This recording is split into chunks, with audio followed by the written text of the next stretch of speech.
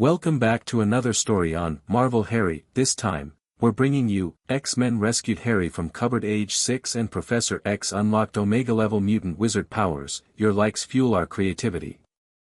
Subscribe and stay tuned. Here's the story.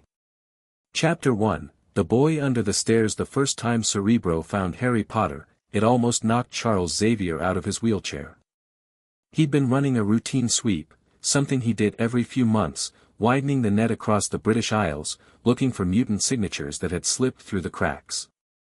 Most of what he found were teenagers mid-manifestation, scared and hiding it, the familiar psychic texture of a young mind trying to contain something it didn't understand. He would note them, reach out carefully, send a letter or make a call, give them a choice. That was how it worked. That was how it had always worked. The sweep was passing through Surrey, suburban, quiet, the kind of place that felt deliberately unremarkable, when the signal hit him like a freight train. Charles yanked the Cerebro helmet off by reflex, which he never did, and sat in the humming dark of the chamber for a full 30 seconds just breathing. His hands were shaking slightly. He looked at them with something between professional concern and genuine bewilderment, then put the helmet back on, slower this time, bracing. The signal was still there. It was coming from a terraced house on a street called Privet Drive, and it was the most extraordinary thing Charles Xavier had encountered in 20 years of looking. The signature itself was Omega level, no question. He'd found a handful of those over the years, and they had a particular quality, a kind of density, like touching a star through a layer of glass. This was that, but it was also something else layered underneath and over and through it, something that didn't read as mutant at all, something older and stranger, a frequency he had no category for. The two signatures weren't separate. They were braided together so thoroughly that they'd been amplifying each other for what looked like, Charles ran the calculation almost without meaning to, years. Since birth, possibly. Maybe before. And the mind at the center of all of it was very, very small. He reached toward it gently, the way you'd extend a hand to a frightened animal, and what he found made his chest tighten in a way he hadn't expected. The child, it was absolutely a child, couldn't be more than 5 or 6, was awake. It was past 10 o'clock at night. The child was awake and lying in a space so small that Charles could feel the walls pressing close even through the psychic link, and the mind inside that space had built itself very carefully around a central, load-bearing belief: I am nothing. I take up too much space.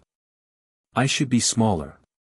If I am very quiet and very small, today will be easier than yesterday. Charles sat with that for a moment. Then he took the helmet off, folded his hands in his lap, and said, to the empty room, Logan. The calm crackled. Yeah. I need you to assemble a small team. Tonight. A pause. How small? You, Scott, and Aurora. Leave Jean here, I need someone I trust managing the school while I'm occupied. Another pause, longer. Logan knew him well enough to read the weight in the request. What did you find? A child, Charles said. A child who should not be where he is. They took the Blackbird to a field outside Guildford and drove the last stretch in a car that Scott had complained about on principle, a sensible blue estate, rented under a company alias, deeply boring in every possible way. Logan sat in the passenger seat and didn't say anything, which was either a good sign or a very bad one, and Aurora sat in the back with her hands folded and watched the motorway lights slide past the window. Charles explained as much as he knew on the drive over. The signal. The double signature. The child. When he got to the part about the locked space and the mind inside it, Aurora's expression went still in the particular way it did when she was keeping something carefully contained, and Logan's jaw tightened until a muscle jumped in it. You said Omega, Scott said, eyes on the road. Unambiguously. And the other thing? The thing underneath? I don't know what it is, Charles said, and the honesty of that clearly surprised Scott, because his head turned slightly before he caught himself and looked back at the road. Charles never said I don't know without following it with a theory. He had no theory. It feels old. Organic. Like the mutant gift grew up around it, or possibly through it. They're not fighting each other, they're cooperating in a way I've never seen. And this kid's 6, Logan said. Approximately. And someone's locked him in a cupboard. It appears so. The muscle in Logan's jaw did the thing again. He didn't say anything else, but Charles could feel the particular quality of his silence, and it was the kind that preceded property damage. Privet Drive at 11:30 at night was exactly what it looked like from the outside, orderly, hushed, the kind of street that had strong opinions about lawn care and weak opinions about everything else. The houses were all the same. The gardens were all the same. Number 4 was indistinguishable from number 6 except for the name on the letterbox and the slight twitch of an upstairs curtain as they pulled up across the street. Someone's watching, Scott said quietly. The neighbors are inquisitive, Charles confirmed. He was already in his chair, the car having barely stopped, the ramp deploying smoothly. It doesn't matter. Let them look. The path up to number 4 was lined with roses that someone had pruned with aggressive enthusiasm. Charles noted the child's bicycle locked to the drainpipe, large, expensive, clearly new, and then the small, single-pane window set very low in the wall beneath the stairs, level with the ground almost, barely larger than a shoebox. There was a lock on the outside of the cupboard door. Logan crouched in front of it. He looked at the lock for a second. He looked at Charles. If you break it, I'll have difficulty explaining our presence to the family, Charles said. If you're about to tell me to knock on the front door and ask nicely, I'm going to ring the bell, Charles said pleasantly, and I'd like you to stand slightly behind me and look as though you're considering something unpleasant. Which, knowing you, shouldn't require any effort. Logan stood up and stood behind the wheelchair with an expression like a man reviewing his tax return.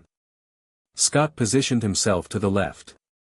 Aurora simply stood and somehow made the night feel slightly colder in her immediate vicinity without doing anything visible. Charles rang the bell. There was a substantial pause, the kind that meant someone was deciding whether to answer, and then the door opened to reveal a very large man with a very red face and the particular expression of someone who was already rehearsing their outrage before they knew what they were outraged about. Yes, said Vernon Desley. Good evening, said Charles Xavier. My name is Charles Xavier.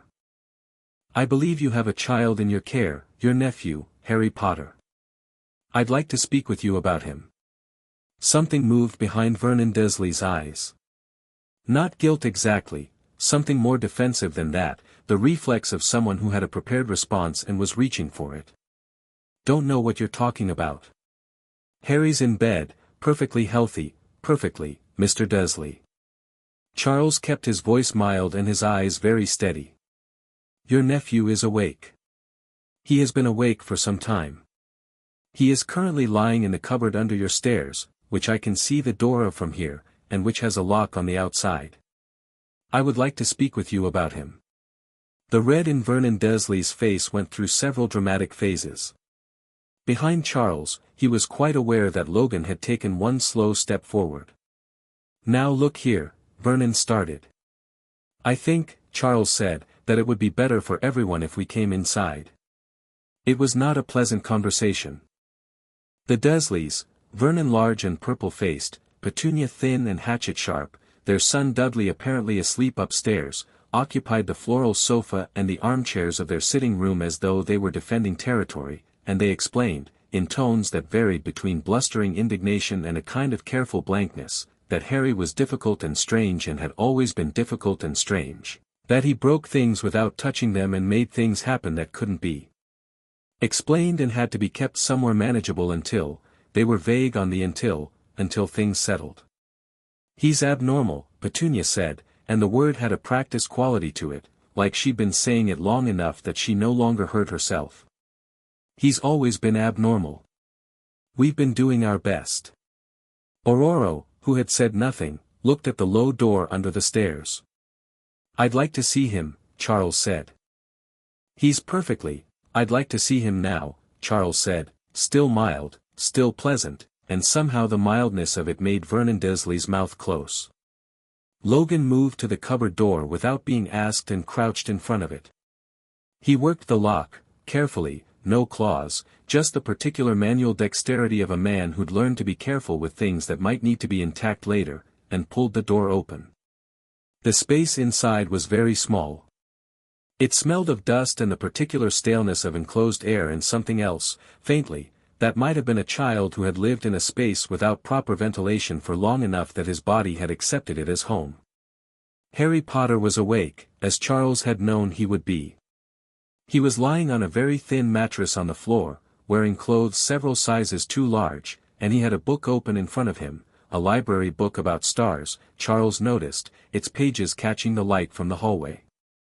He'd been reading in the dark, or as close to reading as a child could manage in near darkness, because there was a faint luminescence coming from his own hands where they rested on the pages, not quite controlled, not quite conscious, just his body doing what it did. He looked up at Logan. He wasn't afraid. That was the first thing Charles noticed from where he'd positioned himself in the doorway. The child looked at the large, rough-edged man who'd just opened his cupboard door, and his face was watchful and still and measuring, and he didn't flinch. "Hi," Harry said. His voice was small. He was small, significantly undersized for his age, Charles noted with controlled anger. His eyes were very green behind glasses that were held together at the bridge with sellotape. Logan looked at the book about stars. He looked at the hands that had been making their own light. He looked at the single thin mattress and the small shelf of broken toys and a crayon drawing stuck to the sloped ceiling of the cupboard, a night sky, drawn with a child's careful attention, every constellation labeled in neat letters. "Hey, kid," Logan said. "Are you from the government?" Harry asked. He said it with no particular emotion, as if he'd considered that possibility and found it roughly equal to several others. "No," Logan said. "Are you friends with my aunt and uncle?" "No," Logan said, with considerably more certainty. Harry looked past Logan at Charles, and Charles felt the moment their eyes met like a key turning in a lock.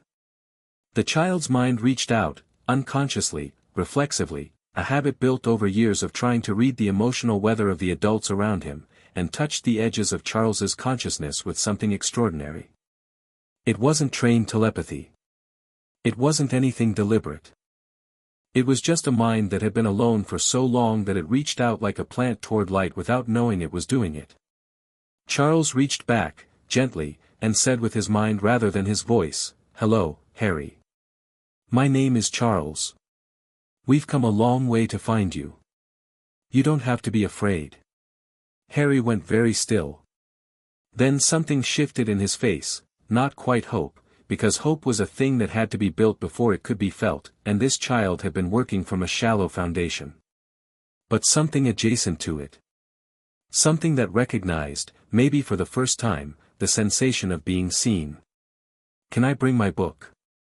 Harry asked aloud. "Yeah," Logan said. "Bring whatever you want." The drive back to Guildford was quiet.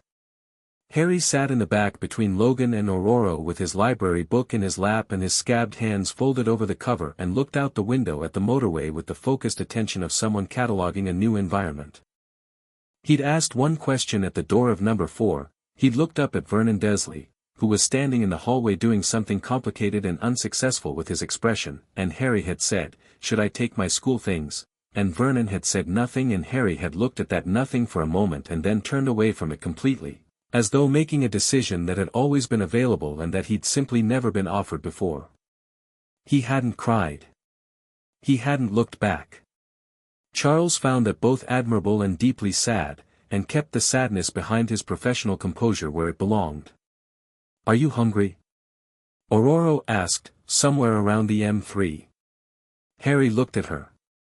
He had the habit of looking at people slightly too long before answering, reading them, Charles understood, running whatever internal calculation would tell him whether the answer was safe.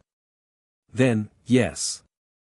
Aurora produced, from somewhere in her jacket, a cereal bar, and handed it over. Harry ate it with the methodical efficiency of someone who'd learned not to waste food, and then held the wrapper for a moment before Aurora held out her hand and he gave it to her. "What's your school called?" Logan asked. He was looking out the window, not at Harry, which seemed to put Harry more at ease. St. Grunning's Primary. You like it? Harry considered this with what was becoming a recognizable thoughtfulness. I like the library. The teachers mostly don't notice me, which is fine. He paused. Dudley and his friends mostly leave me alone at school because there are more adults there. At home they can't really. He stopped. Revised whatever he'd been about to say. At home is different. Logan said, in a way that communicated something without committing to anything specific, and Harry seemed to file this response away approvingly. Where are we going? Harry asked Charles. New York, eventually, Charles said. Tonight, we're going back to our plane. Tomorrow morning we'll talk properly, with tea, I think, and a real breakfast, and I'll explain as much as I can. And then you'll have a choice. Nobody will make any decisions for you.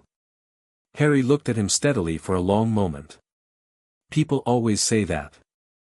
I know they do. Charles held his gaze. I mean it differently. Another of those long measurements. Then Harry nodded, once, and turned back to the window. He was asleep within 10 minutes. He'd curled against the door with his library book under his cheek like a pillow, his glasses slightly askew, and his breathing had evened out with the sudden totality of a child who had learned to sleep quickly because sleep was not always available and you took it when you could. Logan looked at him for a moment. Then he looked out his own window.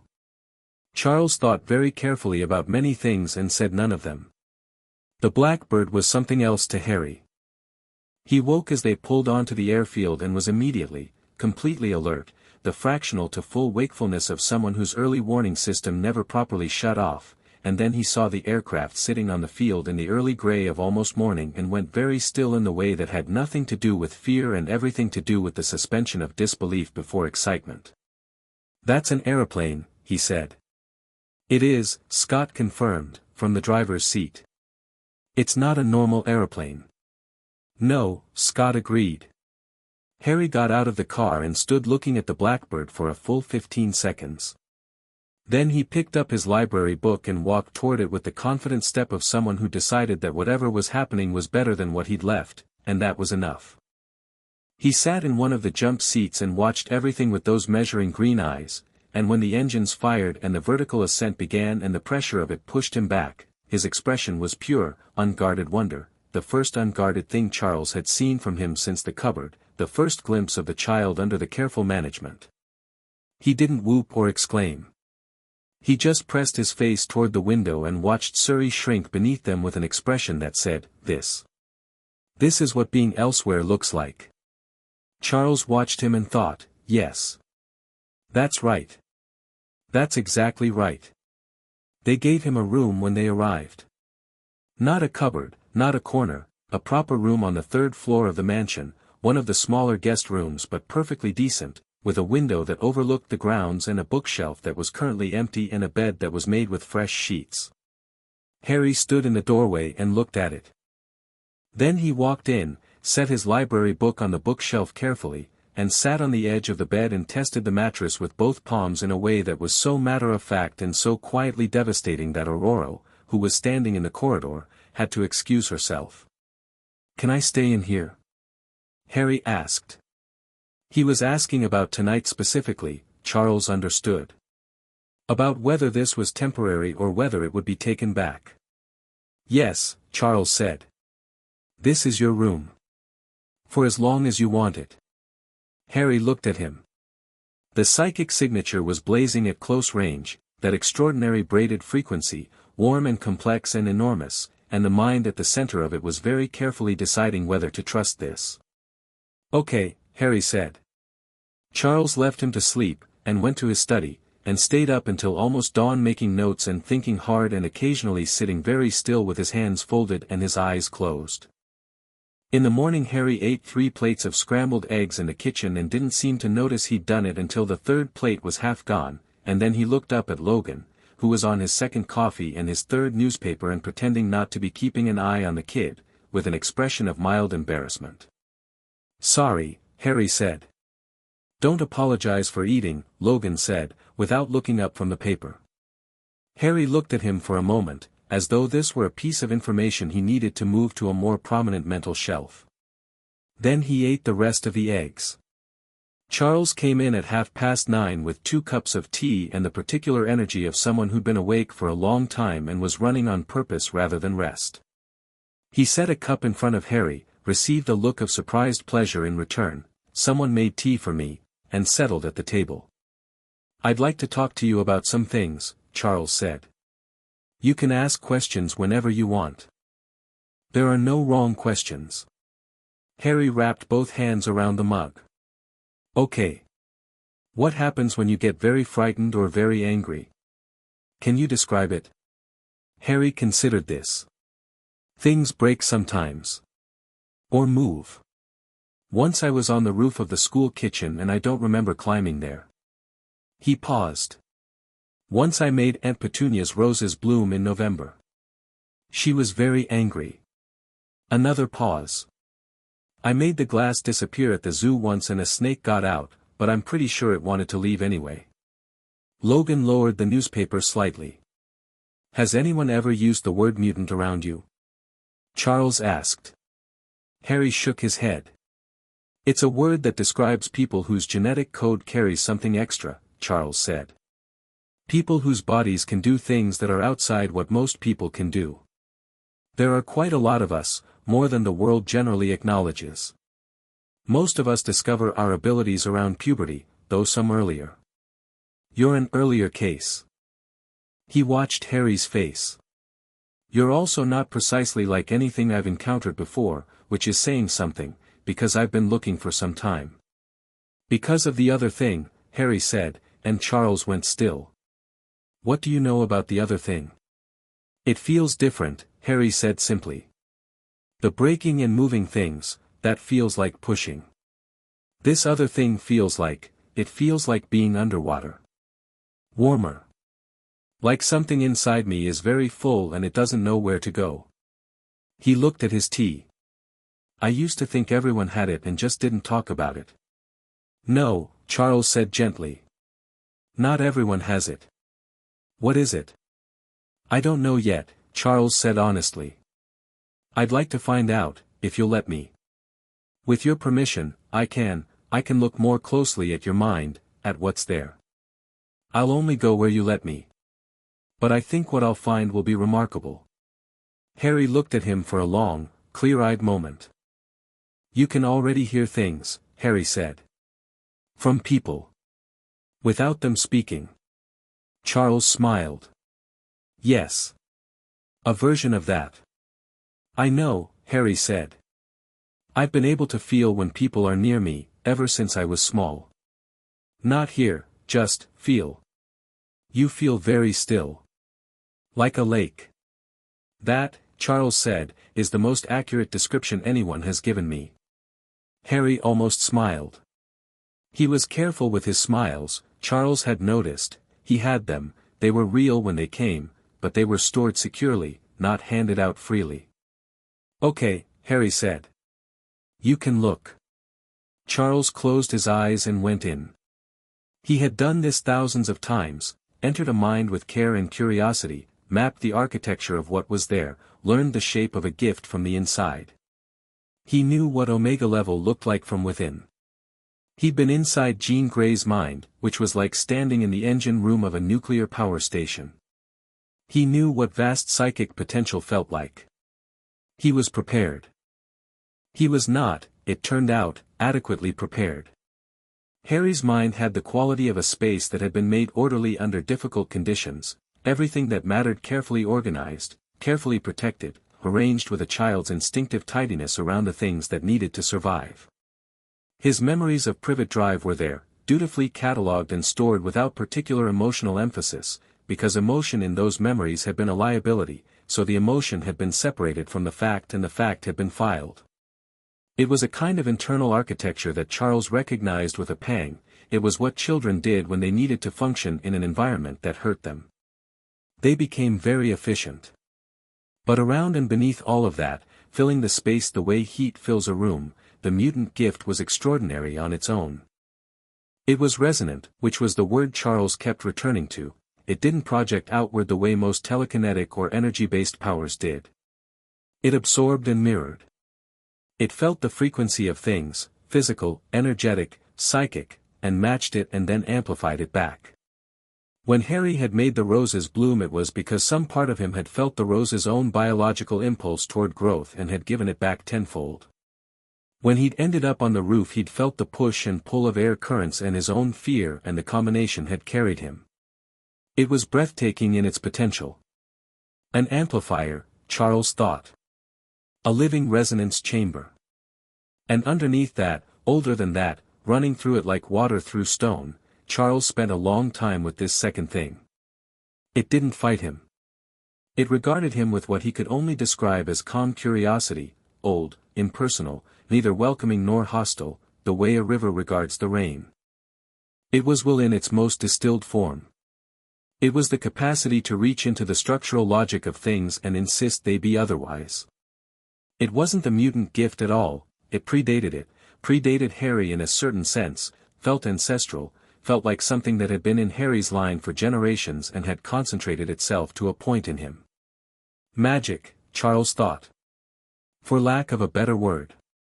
The two things had grown together so completely, the amplifying resonance of the mutant gift wrapped around and fed by the ancient structural will of the magical core, that they were functionally one system. The magic gave the resonance something to sink into, an inexhaustible depth. The resonance gave the magic range and flexibility it hadn't evolved for. Together, they were. Charles came back to himself slowly and opened his eyes and found Harry watching him with patient curiosity. "Well?" Harry said. Charles picked up his tea, which had gone cold, and drank some of it anyway.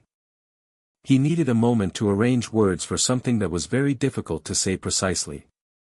"You are," he said finally, "the most extraordinary person I have met in a very long time.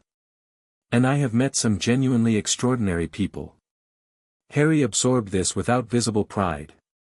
He was checking it for accuracy, Charles could feel, rather than basking in it. "The two things work together," Harry said. "Not a question." "Yes. Completely. I think they may have always done so, which means you're not a mutant who happens to have magic or a magical person who happens to have a mutation. You're something singular." Charles set down the tea. "The school I run is for mutants specifically, and I think it will serve you very well. But the other thing, the older thing, I suspect there are people in the world who understand it better than I do, and at some point will need to find them." "Are there others like me?" Harry asked. "Magical, I mean." "I believe so." "Yes."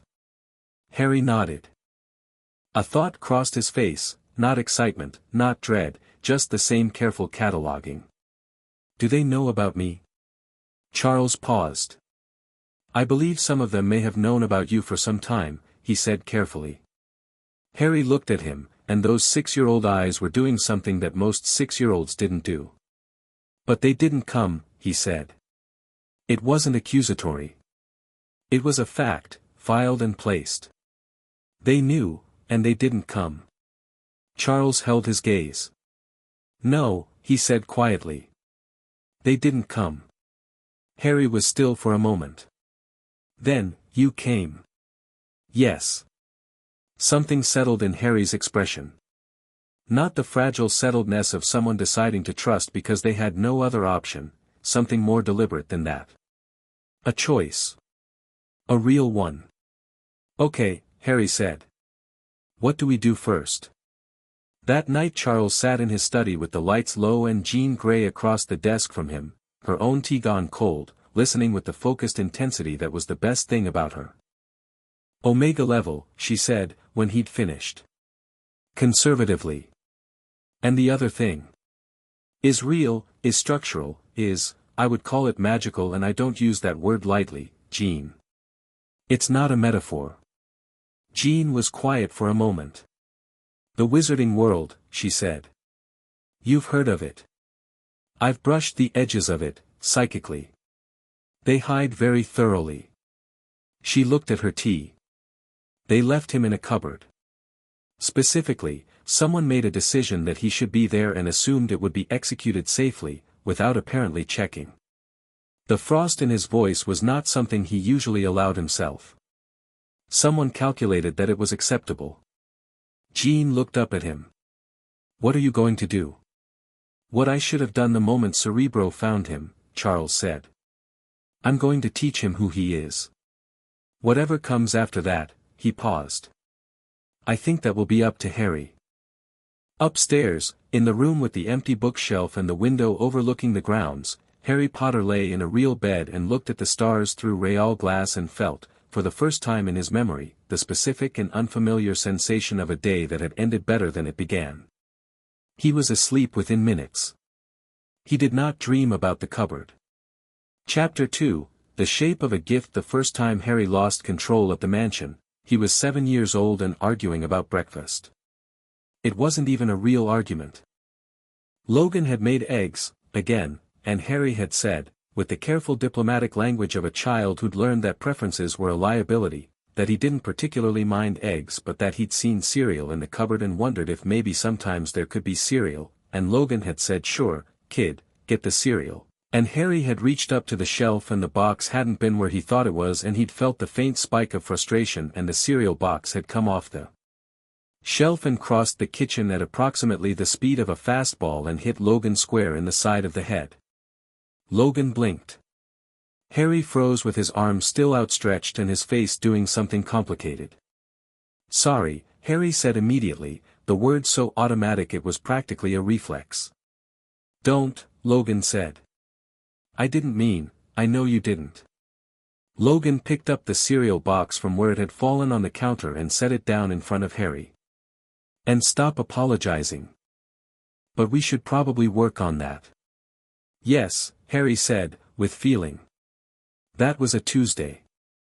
By Friday they were in the lower training room, just the two of them, and Logan was explaining in his particular economy of words what training actually meant. "It's not about controlling it," Logan said.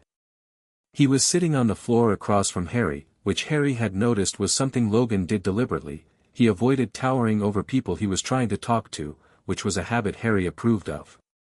People get that wrong. You don't control a river by blocking it. You control it by knowing where you want it to go. Harry sat cross-legged on the mat with his palms on his knees. He'd been at the mansion for almost a year now. He was taller than when he'd arrived, his clothes actually fit, his glasses had been replaced with a pair that didn't require tape, and he developed the habit of going very still when he was thinking, which several of the older students found unnerving in ways they couldn't quite articulate. "So I need to learn where I want it to go," Harry said. "First you need to learn what it is." Professor Xavier said its resonance. "Xavier says a lot of things. Most of them are right." Logan leaned back on his hands. "What does it feel like to you?" Harry thought about this with genuine attention. He'd been doing this more lately, rather than filing answers away he'd started actually sitting with questions, turning them over, examining the undersides. "Like everything around me has a frequency," he said. "Like a hum. Different things hum differently." "You hum," he paused, checking whether this was going to sound strange, then deciding Logan was not the kind of person who found things strange. "You hum like something old and complicated. Professor Xavier is like a very quiet, very large thing. Storm is," he smiled slightly, the small careful smile. "Storm is obvious." Logan almost smiled back. "Can you feel mine right now?" "Yes." "What's it doing?" "It's steady. Even. Like something that's been tested a lot and decided it's not bothered anymore." Harry cocked his head. "There's something layered underneath. Something that's been there a very long time and is," he stopped. "Tired," Logan said. Harry looked at him. He didn't say anything, because Logan hadn't said it as something he wanted discussed, just something he was acknowledging existed. Harry had learned to read the difference. "The layered things are usually the true things," Harry said instead. Logan looked at him for a long moment with an expression that was hard to read. Then, "Okay. So you can feel frequencies." What happens when you push back? Things move, Harry said. Or I move. Or things change. It depends on what I'm pushing. Show me. Harry looked at the row of training dummies at the far end of the room. He felt their frequency, static, inert, the dull hum of simple materials, and he pushed, not much, just a nudge. 3 of the 5 dummies lifted off the floor. The other 2 slid backwards. One of the lifted ones rotated slowly on its axis. Logan watched this without changing expression. You lifted 3 and slid 2, he said. Why? The 2 on the ends were heavier. So you made a calculation and adjusted. I just felt how much was needed, Harry said. It's not really calculation. It's more like, he lowered the dummies carefully. When you pour water from a jug, you don't calculate how much to tilt. You just feel when it's right. That's control, Logan said. That's exactly what I'm talking about. You just don't know you're doing it yet. Harry looked at him. Then what are we training? Range, Logan said. And intention. And what happens when things get hard and you're scared and you can't feel calmly? He stood up. Ready? Harry looked at the room. What are you going to do? I'm going to come at you, Logan said simply, and you're going to deal with it. I won't use the claws. You could use the claws, Harry said. Professor Xavier said I heal faster than I should. Logan stopped. He turned back to Harry with an expression that had several things in it at once. Charles told you that? He said my body's baseline is elevated. That I recover from things quickly. He said it was probably connected to the other thing, the older thing in me. Harry paused. The magical one. Yeah, Logan said. He mentioned that to me too. A pause. I'm not using the claws. Okay, Harry said equably. Logan came at him faster than adults typically moved when they were supposedly being careful with children, and Harry felt it before he saw it, the change in the room's frequency as Logan's body cut through air, and his own power simply responded, the way it always did when he stopped interfering with it, and the force of Logan's movement met a wall of returned force 2 feet in front of Harry and Logan stopped, not dramatically, not thrown, just stopped, the way you stop when you push. Against something that matches you exactly. Logan straightened up. Harry looked at his own hands. I did it right, he said, with a kind of quiet wonder he hadn't intended to let out. You did it right, Logan confirmed. The letter arrived on a Thursday in September, 3 weeks before Harry's 8th birthday. It came by owl, a real owl, tawny and imperious, which landed on the kitchen windowsill at 7 in the morning and regarded the room's occupants with the specific disdain of a creature whose sense of self-importance was structurally load-bearing. Logan looked at it. The owl looked at Logan. Neither yielded. There's a letter on its leg, Harry said, from the table. I can see that. Are you going to get it? I'm thinking about it. The owl ruffled its feathers. Harry got up, went to the window, and relieved the owl of its letter with the matter-of-fact confidence of someone who'd grown up reading about owls in library books about birds and had decided they were interesting rather than alarming. The owl nipped his finger lightly, not hard, almost affectionate, and flew off. The envelope was thick cream parchment. Harry turned it over. The address read, Mr. H., Potter 3rd floor, East Wing Xavier School for Gifted Youngsters Westchester County, New York, Harry said. He brought it to Charles, who read it in his study with the particular stillness he used when he was processing something that required restraint. Harry sat in the chair across from him and waited. It's from a school, Charles said. What school? Charles handed it across. Harry read it, Hogwarts School of Witchcraft and Wizardry, Headmaster, Albus Percival Wulfric Brian Dumbledore, and then set it down on the desk with the careful deliberateness of someone choosing not to have an immediate reaction. The magical school, Harry said. Yes. They found me. It appears your name has been on their register since birth, Charles said. It's a very old system. It doesn't require finding so much as remembering. Harry looked at the letter. Hogwarts is in Scotland, isn't it? It is. Term starts at the beginning of September. I'd have already missed it. This letter is for next year, Charles said. You'd be starting when you're 11, if you went. If, Harry said, catching the word precisely. It's your choice, Charles said. It will always be your choice. I know. Harry looked at the address on the envelope again, at the 3rd floor, East Wing, specific, not approximated. Something that knew exactly where he was. Can I keep it? Of course. Harry took the letter, folded it back into the envelope, and put it in the pocket of his jeans. Then he went back to breakfast, and Logan looked at his face and didn't ask, and Harry appreciated that. The second letter arrived 2 days later. This one was not from Hogwarts. It was from someone who wrote with the kind of careful, considered eloquence that meant every word had been placed deliberately, and it was addressed to both Charles and Harry, which was unusual. Dear Mr. Xavier, and dear Harry, my name is Albus Dumbledore.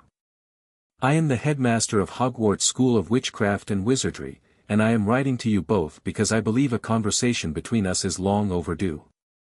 I am aware that Harry was removed from his aunt and uncle's care some time ago. I confess I ought to have checked on him sooner than I did, and I am sorry for it. I would very much like to meet. There are things about Harry's history and his future that I believe he deserves to know, and that can best be explained in person. I am available at your earliest convenience. With sincere regards, Albus Dumbledore. Charles read this at his desk. Harry read it over his shoulder, because Charles had tilted it without comment, and when Harry finished he straightened up and said nothing for a moment. He's sorry, Harry said. He says so. Do you believe him? Charles considered this honestly. I believe he means it. I'm less certain what he means it about, whether he's sorry for what happened to you or sorry that someone else got to you first. He looked at Harry. What do you want to do? I want to meet him, Harry said. But not yet. Charles looked at him steadily. Not yet. I want to know more about what I am first. Before someone else tells me. He paused. He said there are things about my future I deserve to know. People who say things like that are usually about to hand you someone else's plan.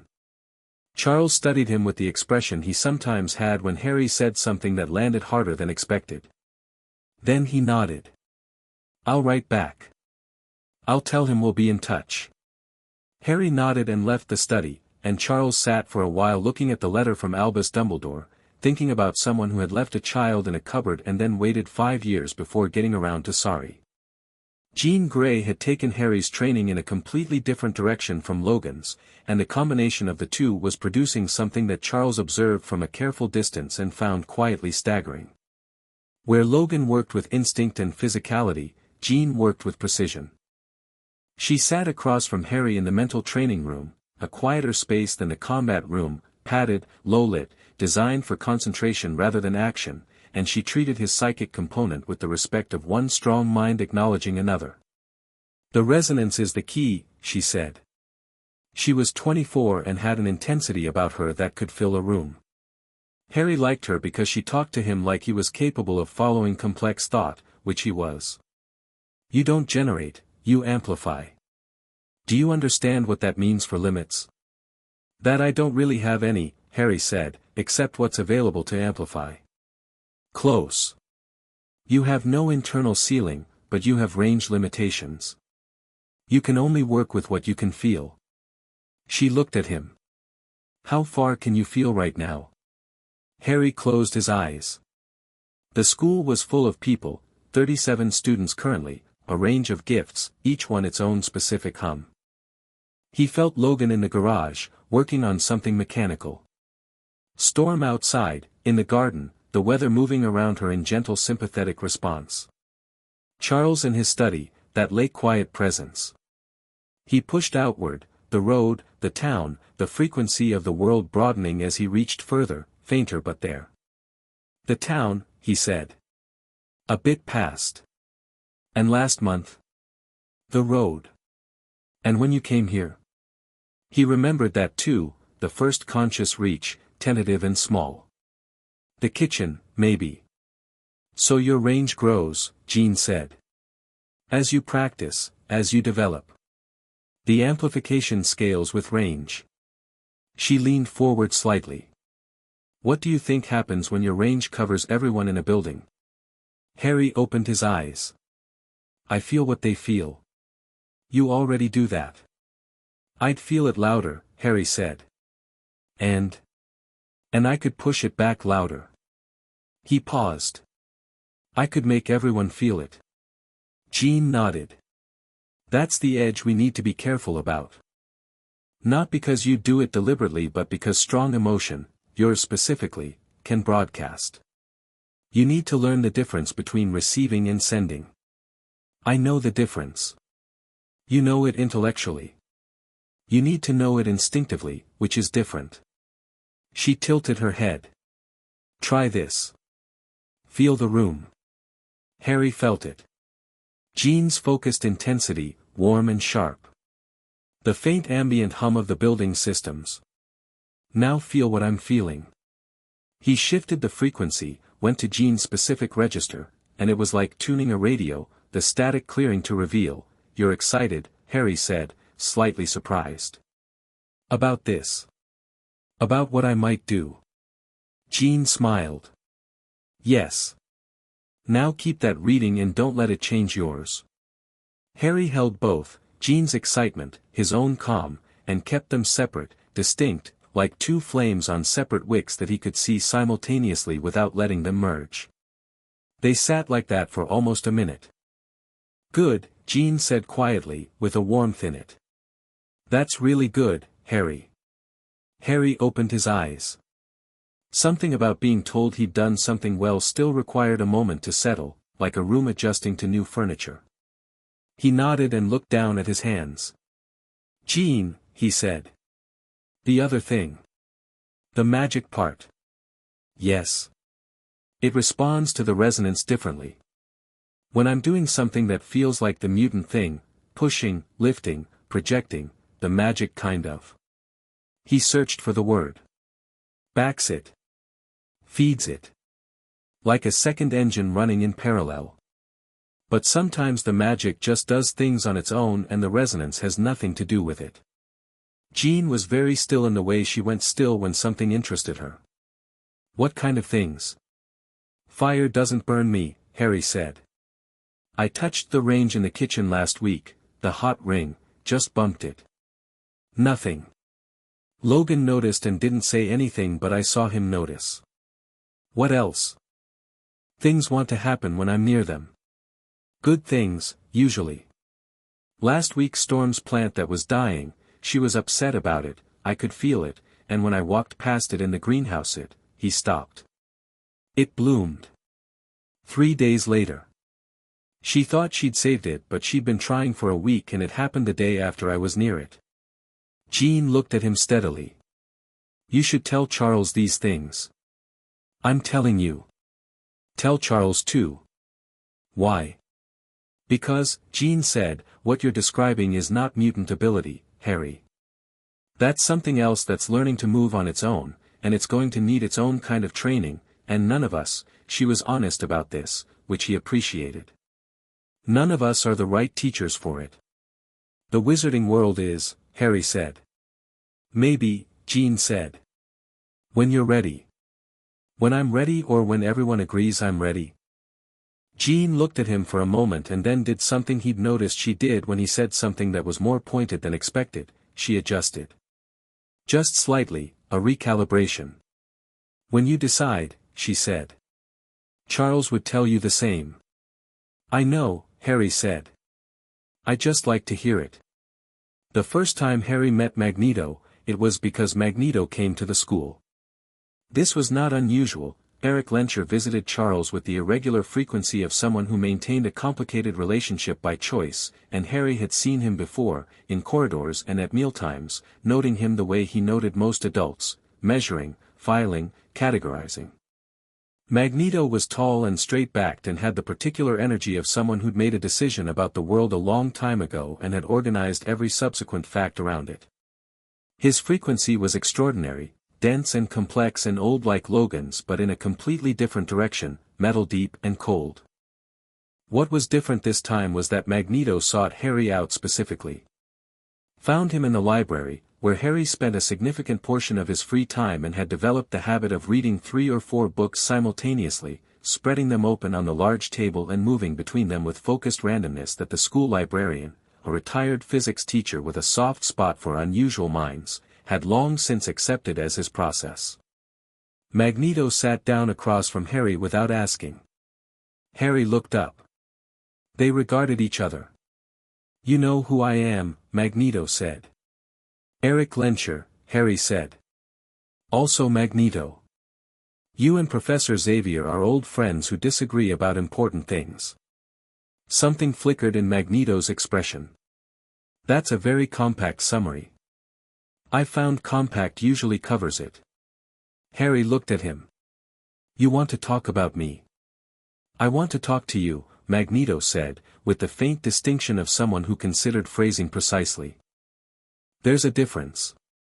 Harry leaned back in his chair with the unhurried confidence of someone on their own ground. "I'm listening." "I've heard about your ability," Magneto said. "Charles has been careful with what he shares, but, I have sources, and a strong gift is difficult to fully conceal. What I've heard is considerable." "What have you heard?" Magneto looked at him steadily. "That you're a resonance amplifier at Omega level. That you have a second gift that predates the mutation and may be more powerful still. That you're 8 years old and already rattling the parameters of what the staff know how to train." He paused. "I've heard that you're not afraid of things you probably should be afraid of." "Fear isn't very useful," Harry said. "I agree," Magneto said. "Completely." He let that land for a moment. "What are you reading?" Harry looked at the open books around him without particular self-consciousness. "Roman history, particle physics for beginners. It's not very good but it's a start, a novel about a lighthouse keeper, and a book about mycology." "You read everything." "I couldn't for a while," Harry said, with perfect evenness. "So now I do." Magneto regarded him for a moment. "The world is not kind to people like us," he said. Not as a warning, as a fact he was presenting for Harry's consideration. "I know," Harry said. "Do you?" There was genuine curiosity in the question. "You've been here, in this place, for a year and some months." "It's been," he glanced around the library. "Comfortable." "It's been good," Harry said. "That doesn't mean I don't know what's outside it." He met Magneto's eyes with the directness that Logan had once described to Jean as the kid's most unsettling feature. "I was 6 when they found me. I know what people decide to do with children they find inconvenient. I don't need someone to tell me the world is hard." Magneto was quiet for a moment. "What do you want?" he asked. It was a real question, not a rhetorical one. Harry thought about it. "I want to understand what I am," he said. "All of it. The mutant part and the magical part. I want to learn everything they can teach me here and then I want to go and learn what the wizarding world can teach me. And then," he paused. "I want to decide things for myself." "And if the wizarding world has plans for you?" Magneto said. "They're known to have plans for their significant members." "Then they'll need to revise them," Harry said.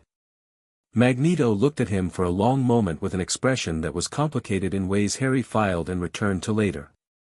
"Good," Magneto said, and stood, and left, and Harry went back to his mycology book.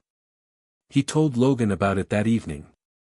They had a habit of evenings. Harry had noticed early on that Logan was around in the evenings, in the kitchen or the garage or sitting on the back steps, and that he didn't ask for company but didn't reject it either, and Harry had quietly made himself a fixture without either of them naming what they were doing.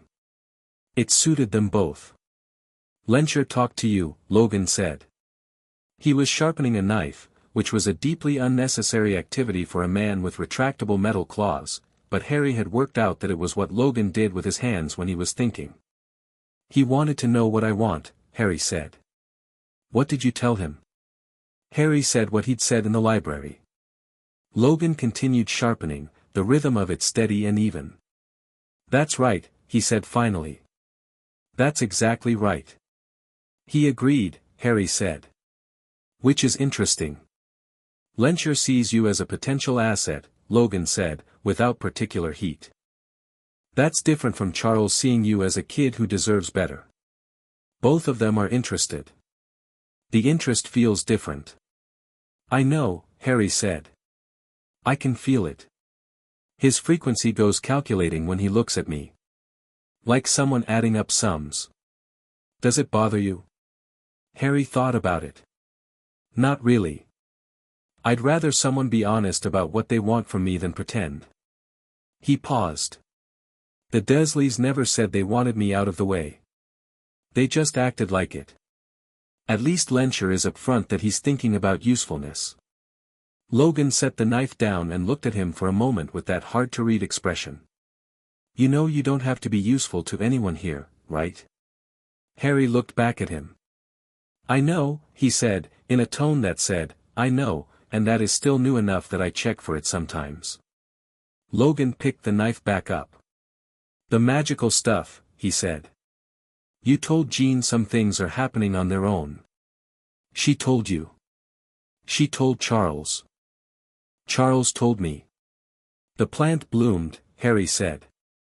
"And fire doesn't burn me. And sometimes when I'm very happy things get louder, more vivid, more saturated. Storm's garden was more colorful for 3 days after my birthday." She thought it was the weather. "Was it?" "Probably me," Harry said. Logan was quiet for a moment. "There are people who know about the magical world," he said. "Not many. There's a woman, a contact of Charles's, someone who knows both worlds. She might be able to. I heard Professor Xavier mention her," Harry said. "He's been thinking about reaching out. He'll ask you first." "I know." Harry looked at his hands. A small light moved through his fingers, not the same luminescence as in the cupboard, more deliberate now, more shaped, a thread of warm gold that he could move across his knuckles like a coin trick. "I want to know what this is. Properly. I don't want to go to the wizarding world ignorant." "You're the least ignorant 8-year-old I've ever met," Logan said. "That's not a very high bar," Harry said. "You've mostly met soldiers." Logan made a sound that was approximately a laugh. Harry wound the golden thread around his little finger and watched it glow. "The incident in the training room happened in October. It wasn't dangerous." That was the first thing Charles said afterward, and the second thing, and the third, because several members of the senior staff had been present and the collective instinct to make it into a crisis required some active management. Harry had been working with Scott, Cyclops, on containment practice. Scott's gift was powerful and precisely directional, and he was an excellent teacher of control, because he'd had to learn it under the most unforgiving possible conditions, and his methodology was thorough without being cold. Harry respected him. They got on in the way that two fundamentally precise people got on, efficiently, without much unnecessary noise. The exercise was straightforward. Harry was practicing maintaining a resonance field while an external force pushed against it. Scott was providing the external force at low levels, optic blasts reduced to almost nothing, basically just pressure, while Harry held his field steady without letting it spike. It was going fine. Then one of the training dummies activated unexpectedly, a technical glitch, a sensor misfire, and it came at Harry from the left at full speed without warning. Harry didn't think. The dummy hit the resonance field and didn't slow down. It stopped. Completely. In the air, 18 inches from Harry's shoulder, frozen as though the air itself had decided it wasn't moving anymore.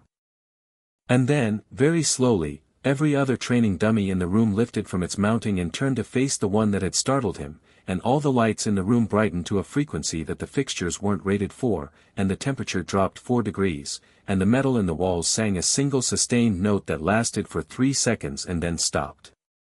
Harry lowered the frozen dummy to the floor. He turned it around to face the wall. He looked at the other dummies, still floating, and set them down one by one with the careful deliberateness of someone putting down hot things. The lights went back to normal. The temperature came back. He looked at Scott. Scott had his hand near his visor but hadn't activated it. He was looking at Harry with an expression that was working hard to stay professional. "I overreacted," Harry said. "You reacted," Scott said carefully. "The reaction was proportionate." "To what?" "To something coming at you when you weren't expecting it." A pause. The freeze was new. "Yes," Harry said. "The thing with the other dummies, automatic," Harry said. The resonance felt a threat and mirrored it. Everything around me responded to whatever I felt. Which was? Harry thought about it honestly. "Annoyed," he said. "Mostly just annoyed, actually." It was a training dummy. Scott looked at the dummy, turned obediently to face the wall. He looked at the rest of the room, perfectly normal now except for the faint hot metal smell of overloaded light fixtures. He looked at Harry.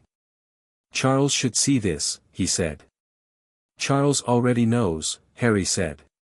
Scott looked at the camera in the corner of the room and nodded slowly. Charles didn't make it a bigger thing than it was. He found Harry later in the afternoon, not summoned, not formal, just found him in the corridor and said, "Walk with me," and they went around the grounds in the October cold, and Charles asked questions and Harry answered them, and by the time they'd completed a circuit they both knew something important. "The magical component is integrating," Charles said. "The resonance and the magic aren't just running in parallel anymore. When you respond instinctively, both systems fire together." "Is that a problem?" Harry asked. "It's a development," Charles said. "The combination will make you," he paused, choosing the word with care. "It will make you very formidable. In ways that go beyond anything this school is designed to address."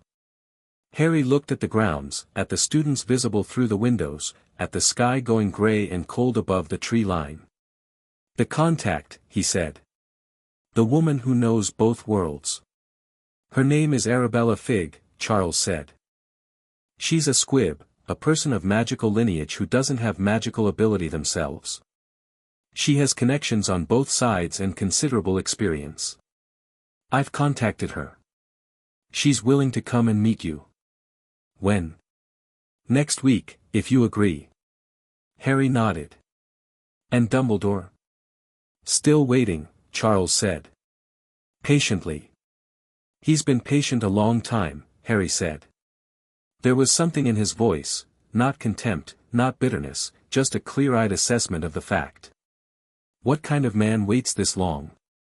"A man who plays long games," Charles said quietly. "He's very intelligent, Harry. Very experienced. He genuinely cares about the right things. But he also," he paused.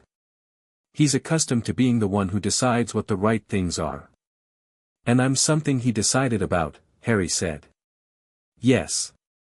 Without asking me." "You were very young," Charles said.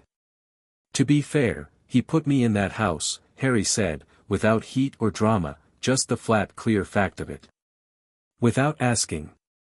Without checking. And then he waited." He looked at Charles. "I'll meet him. But on my terms." "Of course," Charles said. "Not yet," Harry said. "I want to understand the magical world on my own terms first. Before he gets to frame it." Charles nodded. He understood, probably better than Harry knew, exactly what was being avoided. A narrative. Someone else's story with Harry in the center of it, handed to him complete and already interpreted, take it or leave it, and the taking would feel like a gift and the leaving would feel impossible. "There's time," Charles said. You're 8 years old. There's time. Harry looked out at the grounds and the cold sky and the place he'd been living for over a year, this place that had grown around him organically, that he knew the rhythm of the way you only know a place you've chosen. I want to be ready, he said, before I go out there. Actually ready. You will be, Charles said, with the certainty of someone who had been inside that mind and knew the size of it. Harry looked at him sideways. How long? Charles smiled, a real one, unguarded. Not long, he said. I don't think not long at all. They walked back toward the mansion in the cooling afternoon, and behind the glass of the windows the school went about its business, and Harry James Potter walked through the grounds of the place that had chosen him as much as he had chosen it, and thought about futures, and was for the first time in his life genuinely curious about what his looked like. That night, for the first time, he sent back a letter. He addressed it to Hogwarts, to the name on the letterhead, and what he wrote was short and precise. Dear Headmaster Dumbledore, thank you for your letter. I'm not ready to meet yet, but I will be in touch when I am. I'm being well looked after and I'm learning a great deal. I'd appreciate if you'd write to me directly rather than through Professor Xavier, going forward. He's my guardian, but I'm the person you need to speak with. Harry Potter. He sent it with an owl from the school's small aviary, and the owl, a reliable grey thing named after someone's ex-boyfriend, which was a story Harry had never gotten the full version of, took the letter and flew off into the night like it had an opinion about the matter. Harry watched it go from the window of his room, this room that still felt like a gift, with the bookshelf that was no longer empty and the star map he'd drawn with much better supplies than crayons and the desk where he did his reading, and he felt the shape of the future like a frequency he hadn't quite tuned in yet but could just begin to hear, complex and large and entirely his own. Then he went to bed, because Logan had said they were doing an early session tomorrow, and Logan's idea of early and most people's idea of early were two different countries. Chapter 3, Diagon and Division. Harry was 10 when they finally went to London. The Hogwarts letter had arrived again, 3rd year running, same cream parchment, same looping script, same list of required books and equipment, and this time Harry had set it on the kitchen table at breakfast and looked at Logan and said, "Next year I go. So I should probably get the things." Logan had looked at the letter. Then at Harry. "You sure?" "I've been thinking about it for 2 years," Harry said. "Yes." That was a Monday. By Thursday Logan had informed Charles. Charles had contacted Arabella Figg for the entry protocols, and Rogue had invited herself along with the particular decisiveness she applied to most things she'd decided were her business, which was a lot of things. Harry had no objection.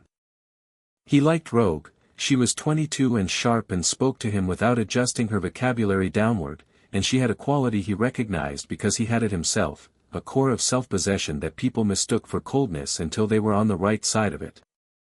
They took the train into London, which was Harry's specific request. He liked trains, liked the way the world reorganized itself into motion and distance and the particular frequency of wheels on rails. He sat by the window and watched England go past while Logan read a newspaper with the focused aggression of a man who found most of the news personally offensive, and Rogue sat across from Harry and was reading something she kept angled away, which Harry respected. "Are you nervous?" she asked, somewhere around reading. "No," Harry said. "Not defensive, not performing confidence, just honest. Most people would be." "I've been thinking about it for 2 years," Harry said. "I know what Diagon Alley is. I know what Gringotts is. I know about wand shops and robe shops and the Leaky Cauldron." He paused. "I did research." "You did research before going shopping," Rogue said. "Didn't you?" She considered this. "I was 15 when my power manifested. I didn't have a lot of research time." Harry looked at her, at the gloves she always wore, at the streak in her hair. He could feel her frequency.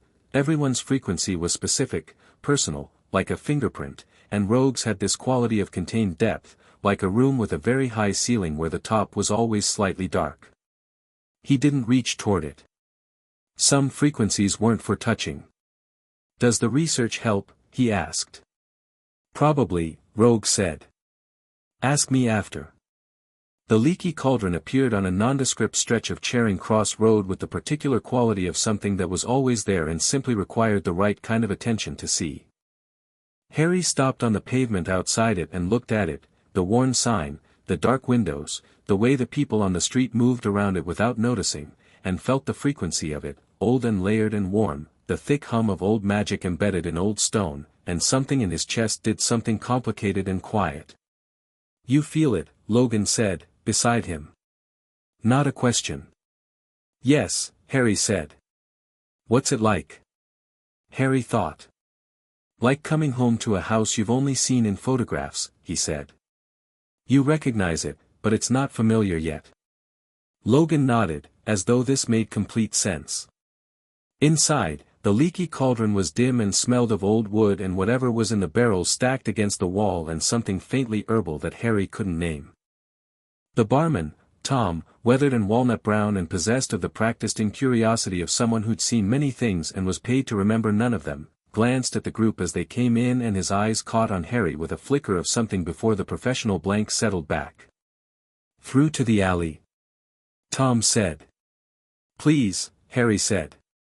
Tom led them through to the small back courtyard and produced a wand from somewhere and tapped the bricks in a specific sequence. Harry watched this with complete attention and noted that there were 11 turns and the sequence moved counterclockwise in a ratio he could already feel in the brickwork, an old keyed frequency, and that if he needed to he could open it himself now because his resonance had already mapped the pattern. Logan, watching him watch the bricks, said nothing. The wall opened, and Diagon Alley revealed itself. Harry stood in the archway for a moment and took it in, the noise and color and press of it, the owls overhead, the shop fronts impossibly packed together, the robes and pointed hats and cauldrons and the particular exuberant chaos of a world that had existed in parallel to the world he'd grown up in and had never once made itself visible to him. He stepped through, and the frequency of it hit him all at once, deep and old and densely layered, centuries of concentrated magical use built into every stone and surface, and his resonance opened around it like a breath drawn in, and the warmth in his chest expanded significantly. "Whoa," he said, which was not a word he used very often. "Yeah," Rogue said, from beside him. Even she sounded slightly odd, which Harry filed as significant. Logan was scanning the crowd in his habitual threat assessment way. "Gringotts first," he said. "Gringotts first," Harry agreed. Gringotts was everything the books had said and several things they hadn't. The goblin at the entrance desk, sharp-faced, sharp-eyed, possessed of a quality of ancient professional intelligence that Harry respected immediately, looked at their party with the specific assessment of someone pricing things. "Harry Potter," Harry said, "here to access my vault." The goblin looked at him for a moment longer than the greeting warranted, in a way that wasn't rude so much as recalibrating. "Identification?" Harry had anticipated this.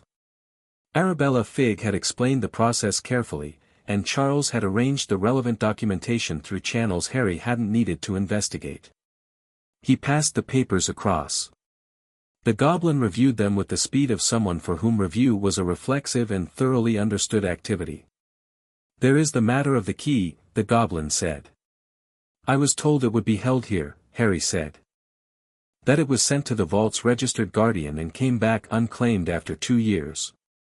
Something moved in the goblin's expression, too controlled to call surprise, but the faintest recalibration of the professional surface. "That is correct." "One moment." He disappeared, returned, and a small gold key appeared on the desk. "Your vault is 687.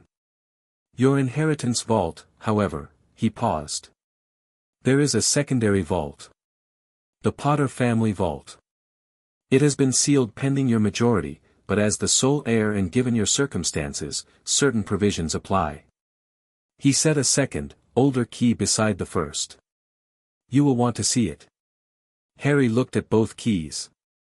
He picked them up. "Yes," he said. "I will." The cart ride was extraordinary. Harry sat in the front and leaned slightly into the speed of it with the same expression he'd had on the Blackbird at age 6, not excitement performing itself but the real thing, quiet and deep.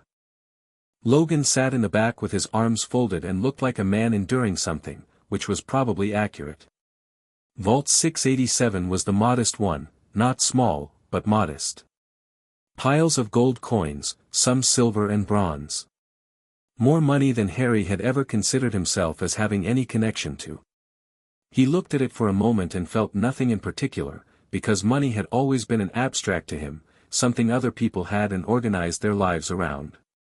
The second vault was different. It was deeper. Colder.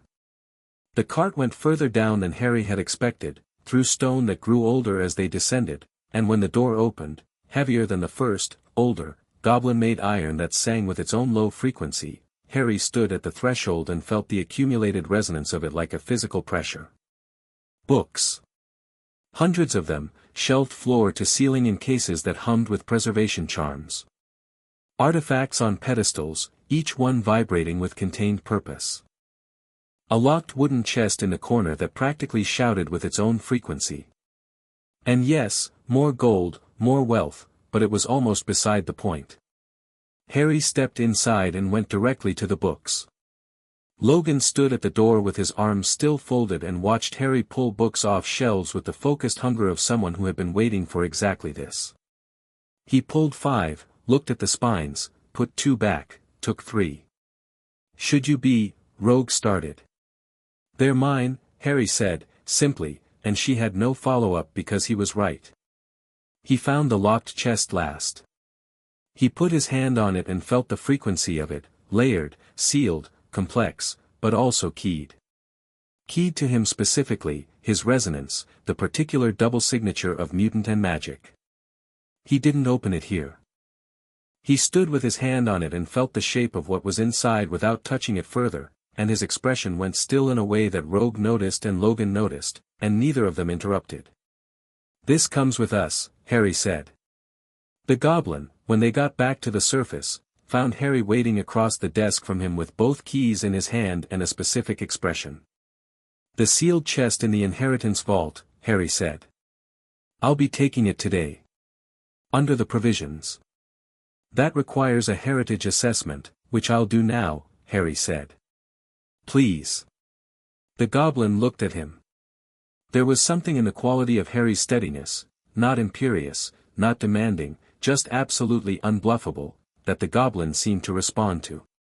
"One moment," he said, in a tone that suggested he'd revised his assessment of the meeting.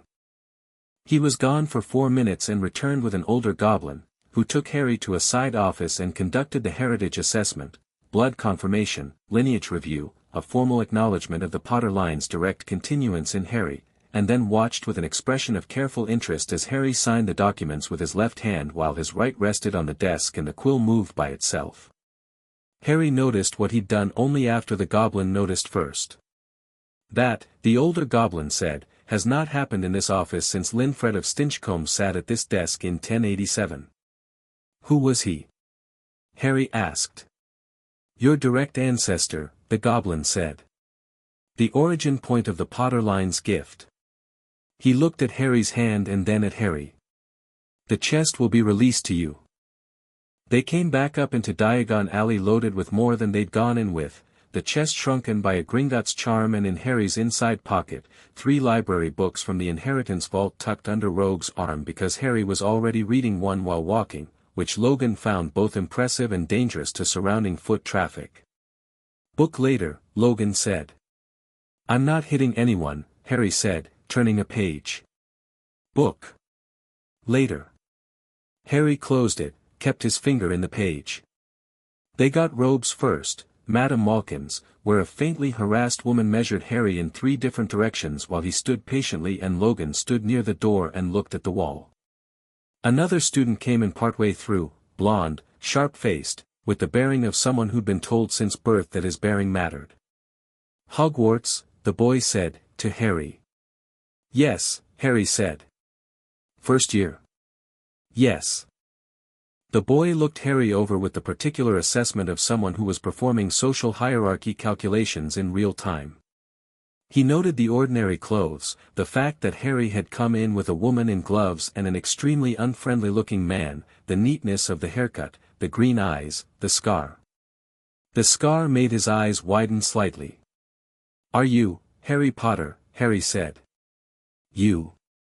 Draco Malfoy said with the instinctive expectation of a reaction. Harry received it without one. He simply filed it. Nice to meet you, he said, with perfect evenness. Draco recalibrated. Your parents were magical, he said. Which house do you expect? I'll find out when I get there, Harry said. Most people from old wizarding families go to Slytherin, Draco said, in a tone that suggested this was intended as information Harry would find useful, which was interesting in itself. Are your family Slytherin? Harry asked. Of course. Harry looked at him with the measuring look that Draco clearly found slightly uncomfortable because he wasn't used to being the one being measured. What's it like? Harry asked, not sarcastically, genuinely. If he was going to Hogwarts, he wanted actual information from someone who had it. Draco blinked. Whatever response he'd been prepared for, the direct question hadn't been it. It's the best house, he said, recovering. The most ambitious. The most, what are the other houses like? Harry asked. Draco opened his mouth. Closed it. Opened it again. Gryffindor is full of bravado, he said. Hufflepuff is largely for the unremarkable. Ravenclaw is, he paused, and Harry caught the flicker of something genuine and not entirely dismissive. Clever. You respect Ravenclaw, Harry said. Draco's expression did something complicated. I didn't say, you paused differently for that one, Harry said, without cruelty. Just an observation. A silence. Draco Malfoy was 10 years old and clearly accustomed to controlling most conversations he entered, and he was not controlling this one, and it was making him recalibrate repeatedly. You're strange, he said, finally. Probably, Harry agreed. Madame Malkin announced that Harry's measurements were done.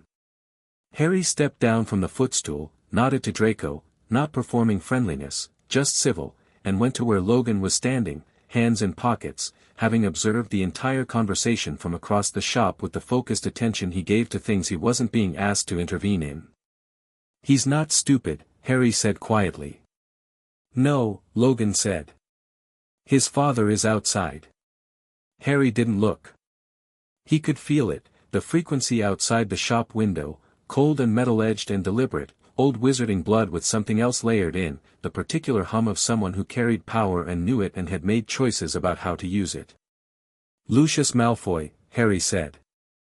Watching us, Logan confirmed. Has been since Gringotts. Harry tucked his book under his arm. Let him watch, he said. Ollivander's was last. The shop had the quality of something that had been in one place long enough to become part of the place, not just old but essential. The frequency of it was deep and layered and specific, and when Harry stepped through the door the frequency reached back toward him with what he could only describe as interest. Ollivander was in the back. There was the rustle of something in the upper shelves, boxes, thousands of them, each one with its own subdued hum, and then the old man stepped out of the dimness and stopped, and looked at Harry, and went very still. Mr. Potter, he said. His voice had the quality of someone speaking a word they'd been thinking about for a long time. Mr. Ollivander, Harry said. I wondered if I'd be making your wand. He came forward, moving with the careful unhurried purpose of someone who'd been making wands for longer than most buildings had been standing. His eyes, pale, silvery, with the quality of reflected light, went from Harry's face to his scar to his hands. Give me your wand hand. Harry extended his right hand. Ollivander produced a tape measure that measured on its own, taking down dimensions Harry didn't know were relevant, and while it moved Ollivander was watching him, his head slightly tilted, the way a person tilts their head when they're hearing something faintly. You can feel them, Ollivander said. They're all humming, Harry said. Different frequencies. Ollivander went very still. All of them. All of them. The ones near the door more loudly than the ones at the back. The ones at eye level differently from the ones up high. He looked at the shelves. There are some up in the left corner that feel different from the rest.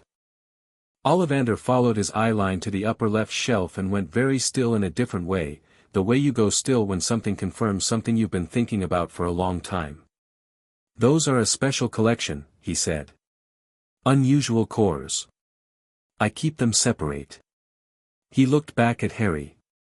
I think we should try something different. The next 40 minutes were unlike anything Rogue or Logan had seen in any context. Ollivander brought out wand after wand and Harry held them and felt them, and sometimes the wand responded immediately and sometimes it felt like the wrong key in the right lock, and sometimes the air in the shop moved when Harry held one and the boxes on the adjacent shelves rattled. None of it frightened Harry. He was methodical about it, picking up each wand, feeling its frequency, reporting back with the precision of someone who had always known this was how it would go, just not where. The 11th wand made all the boxes in the shop rattle. Ollivander looked at the shelves with wide eyes and then looked at Harry. That one, Harry said, is close but not right. Close but not right, Ollivander repeated, in the tone of someone who had never heard those words in this context. It wants to give me everything, Harry said, but it's lending rather than sharing. Like something that belongs to someone else.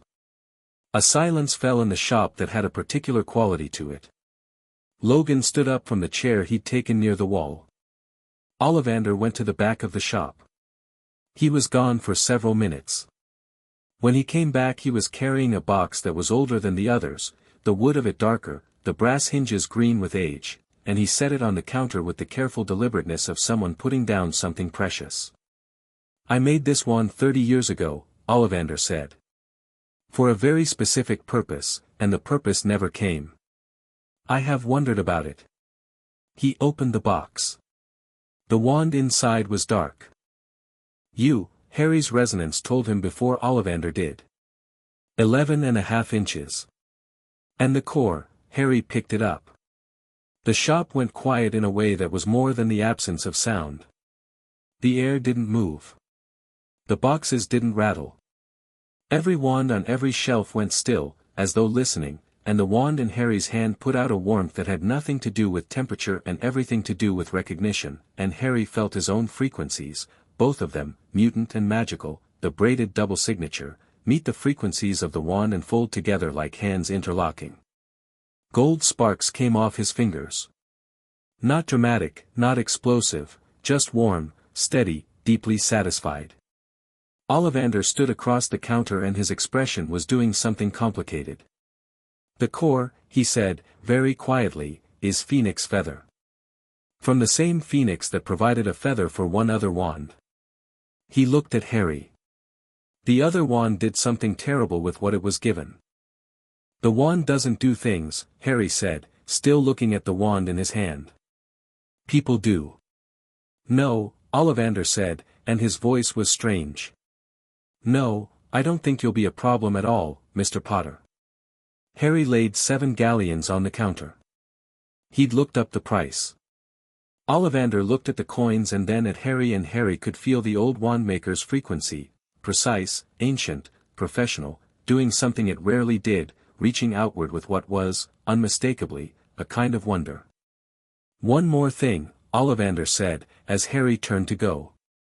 May I? He gestured at Harry's hand, the wand hand. Harry turned back. Held out his hand. Ollivander placed 2 fingers on his wrist, on the pulse point, and closed his eyes for 3 seconds, and his expression went through several things Harry catalogued carefully. Extraordinary, Ollivander said, opening his eyes. He didn't say anything further, because some assessments exceeded the vocabulary available. Harry nodded and left. Outside, Rogue said, "What was that?" "The right wand," Harry said. Logan was looking at him with the expression that meant he'd observed something he was still processing. "The gold sparks," he said. "I know," Harry said. "Charles is going to want to hear about that." "I know." "Were you surprised?" Harry turned the wand over in his fingers. The warmth of it hadn't faded.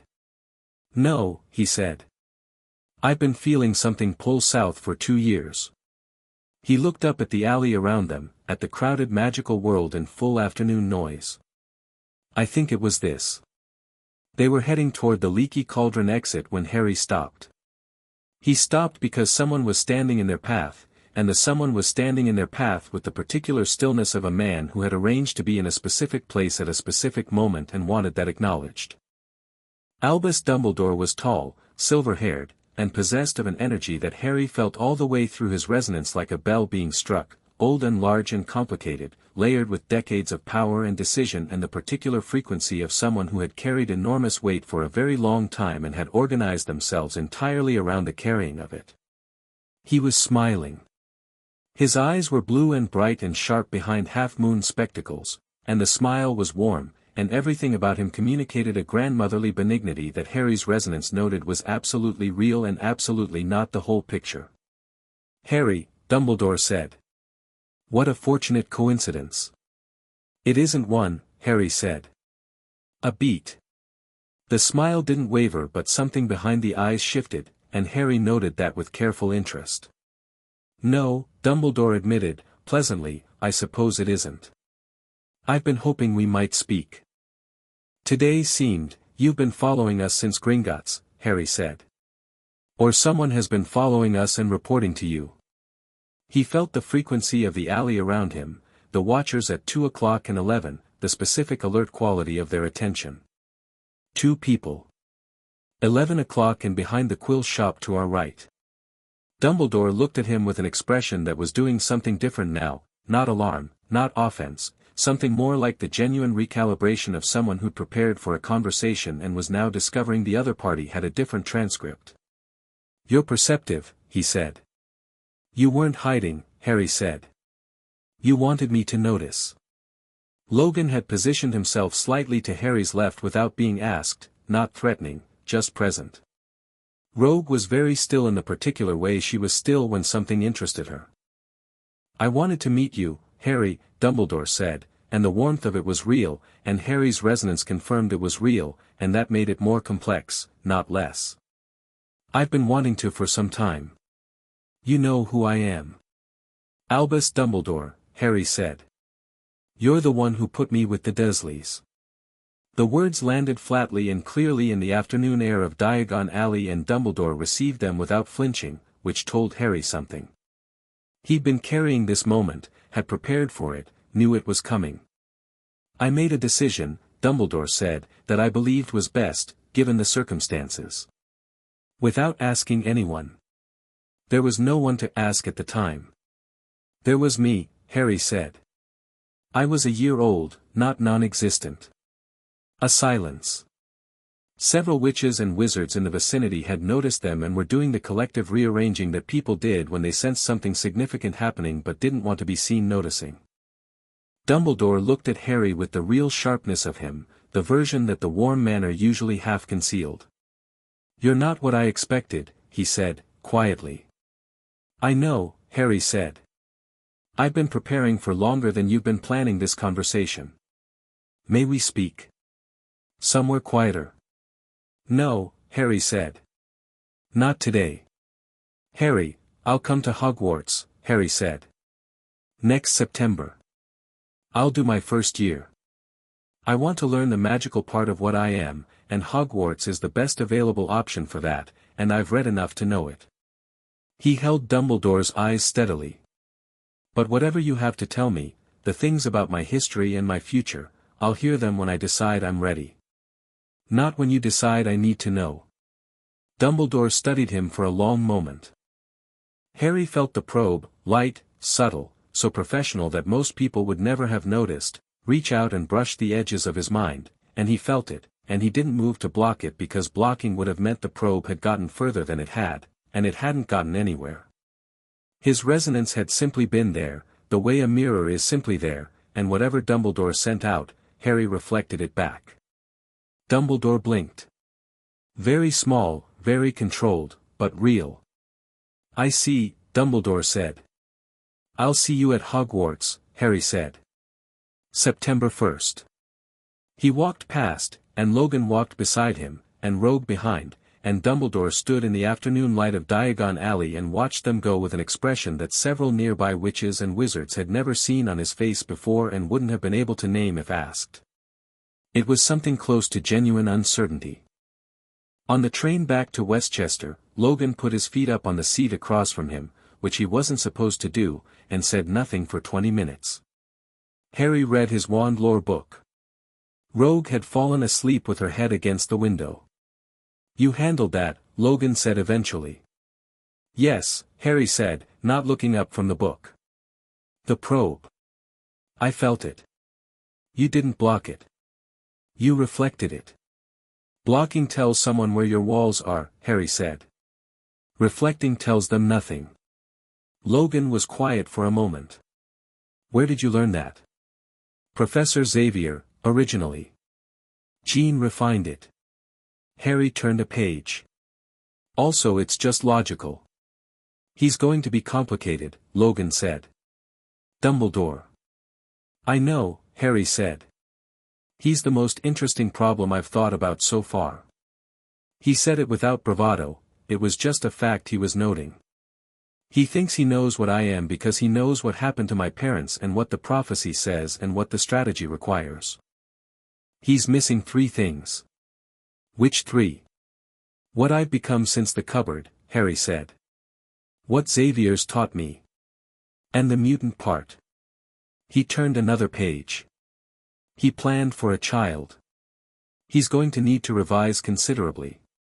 Logan looked at him, this 10-year-old with the wand in his inside pocket and the inherited chest shrunken and pressed against his chest and the library book open in his lap, and said nothing, which was the Logan equivalent of a fairly comprehensive endorsement. They arrived back in Westchester at 9:30, and Charles was waiting in the front hall, and one look at Harry's face told him the day had been significant. "Wand?" Charles asked. Harry took it out and held it for a moment, and the gold warmth came off it, faint and steady in his, and Charles felt it from where he was sitting, and his expression did something that Harry didn't have a word for but that felt, when his resonance touched it, like profound relief. "You and Phoenix Feather," Harry said. 11.5 inches. "And Dumbledore?" "Met him," Harry said. "Told him I'd be at Hogwarts in September. Told him the conversation he wants will happen on my timeline." He pocketed the wand. "He probed me. I expected he might," Charles said carefully. "I reflected it," Harry said. He wasn't expecting that. Charles was quiet for a moment. Then, "And the vault?" Harry reached into his jacket and produced the shrunken chest and held it in his palm. "The heritage assessment confirmed everything. The Potters go back a long way." He looked at the chest. "I haven't opened it yet. I wanted to be here first." Charles nodded. "Whenever you're ready." Harry looked at the chest in his palm and felt the frequency of it, the seal on it, keyed to him, waiting for him, patient in the way of something that had been waiting a long time. He pressed his thumb to the lock. The chest expanded back to full size on the hallway floor with a sound like something exhaling. The lock opened. Inside, carefully wrapped and settled among things that had belonged to every Potter going back 6 centuries, was a letter. On the envelope, in handwriting Harry didn't recognize, "For Harry, when you come home." He picked it up. It was addressed in his mother's handwriting. He knew it from the photographs Charles had found for him, from the inscription in the books she'd annotated, the particular loops of her letters. He didn't open it tonight. He held it for a moment and felt the frequency of it, old, warm, his mother's specific hum in the paper and the ink, and then set it carefully back in the chest. "Tomorrow," he said. "Of course," Charles said. Harry picked up the chest and carried it upstairs. Logan watched him go, this 10-year-old carrying a box that contained 600 years of his family, and thought about things he didn't put into words. "He told Dumbledore he'd see him at Hogwarts," Logan said, to Charles. "I heard," Charles said. "He wasn't afraid of him at all." "No." Charles looked at the stairs where Harry had gone. "I noticed that the first morning he was here. In the kitchen. I told him we'd talk and nobody would make decisions for him, and he said people always say that." He paused. "The difference is, he knew I meant it. And since then he hasn't been afraid of being disappointed by people, because he knows how to tell the difference between the real thing and the performance of it. Dumbledore gave him the performance, Logan said. Dumbledore gave him the very best version of the performance, Charles said. Which is still a performance. He looked at his hands. I expect he's going to find Hogwarts rather more disrupted than he imagines. I expect so too, Logan said, and went to the kitchen to make coffee, because it was going to be that kind of evening. In his room, Harry sat on his bed with the shrunken chest beside him and his wand in his hand and the warmth of the day settling around him like something earned. He was going to Hogwarts in 10 months. He was going with a wand that recognized him in his bones, a vault full of his family's history, and 11 years, 10, almost 11, of having been built into someone very specific by very deliberate hands. He was going to learn magic properly. He was going to meet Voldemort eventually, because the books he'd found in the vault had been informative and a particular copy of a history of dark magic had been very specific about certain prophecies and certain surviving Dark Lords, and he was not the kind of person who'd been given information and then set it to one side. He'd been thinking about it since he found it. He had thoughts. But that was later.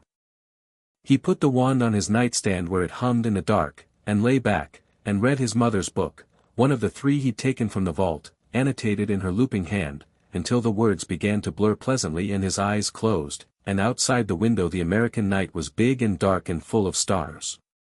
His last thought before sleep was that Dumbledore had called it a fortunate coincidence and then immediately admitted it wasn't, and that the thing to watch in a person who did that was the moment when the self-correction came, because that was when you saw them thinking.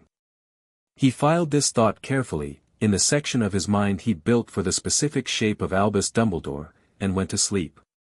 Chapter 4, First Year, New Rules. The Hogwarts Express left King's Cross at 11 o'clock on a bright September morning, and Harry Potter was on it with a trunk full of books, a wand that hummed contentedly in his pocket, and absolutely no anxiety whatsoever. This was, he was aware, not the standard first-year experience. Platform 9 3/4 had been exactly what the books described: organized chaos, owls and cats and toads, parents in robes saying goodbye with varying degrees of composure, students dragging trunks through the steam with the determined urgency of people who had done this before and were late. Harry had stepped through the barrier alone. Logan had dropped him at King's Cross, which was as close to emotional as Logan got at goodbyes, and stood for a moment in the noise and the steam and let his resonance open across the platform. Dozens of signatures. Young, most of them, bright and unformed, the scattered frequencies of gifts that hadn't settled into themselves yet. The magic here was different from what he'd felt in Diagon Alley, newer, more alive, actively in use rather than embedded in stone. He could feel the train itself, the long red engine running deep with a magical frequency that wasn't quite alive and wasn't quite not, and the castle beyond it, impossibly far north, the massive settled weight of Hogwarts already discernible at the very edge of his range as a deep harmonic bass note underlying everything. He found a compartment and sat in it with a book about transfiguration theory that he'd already read twice and was reading again because the second reading was always where the interesting things were. 2 compartments down he could feel someone trying very hard to get a toad to stay in a box, and the toad's panicked frequency was making his concentration fragmentary. The compartment door opened. A girl with thick brown hair and the particular energy of someone who had been organizing herself for this day for longer than most people would consider reasonable stood in the doorway with a very full trunk and looked at Harry with an expression of managed composure. "Is this compartment full?" she asked. "No," Harry said. "Come in." She wrestled the trunk in with the focused determination of someone who refused to need help, got it into the overhead rack through sheer will, and sat down. She looked at his book. He felt her notice the level of it. It was not a first-year book, and felt the small flare of interest she carefully kept off her face. "Transfiguration theory," she said. "McGonagall's teaching it," Harry said. "I want to understand the underlying principles before she gets to them." The girl looked at him with the expression of someone recognizing their own internal landscape in a stranger. "I read ahead too," she said, and there was relief in it, the specific relief of someone who'd been told their whole life that reading ahead was excessive. "All the textbooks. Most of them twice." "Third time is better," Harry said. She smiled, quick, genuine, surprised by itself. Hermione Granger. Harry Potter. The smile became more measured, not less warm, just adjusting, cataloging the additional information. The Harry Potter. I expect so, Harry said. Though I find the definite article a bit much. Hermione looked at him for a moment, this boy with the scar and the advanced textbook and the complete absence of self-importance, and apparently decided several things simultaneously. She reached up to her trunk and pulled out her own Transfiguration text. What did you make of the chapter on inanimate to animate conversion? She asked. I thought the author was hand-waving over the most important part. The energy conservation problem, Harry said immediately, yes. The book treats it like a solved issue but doesn't actually explain the mechanism. Exactly, Hermione said, with the tone of someone who had been waiting to say exactly to someone for quite some time.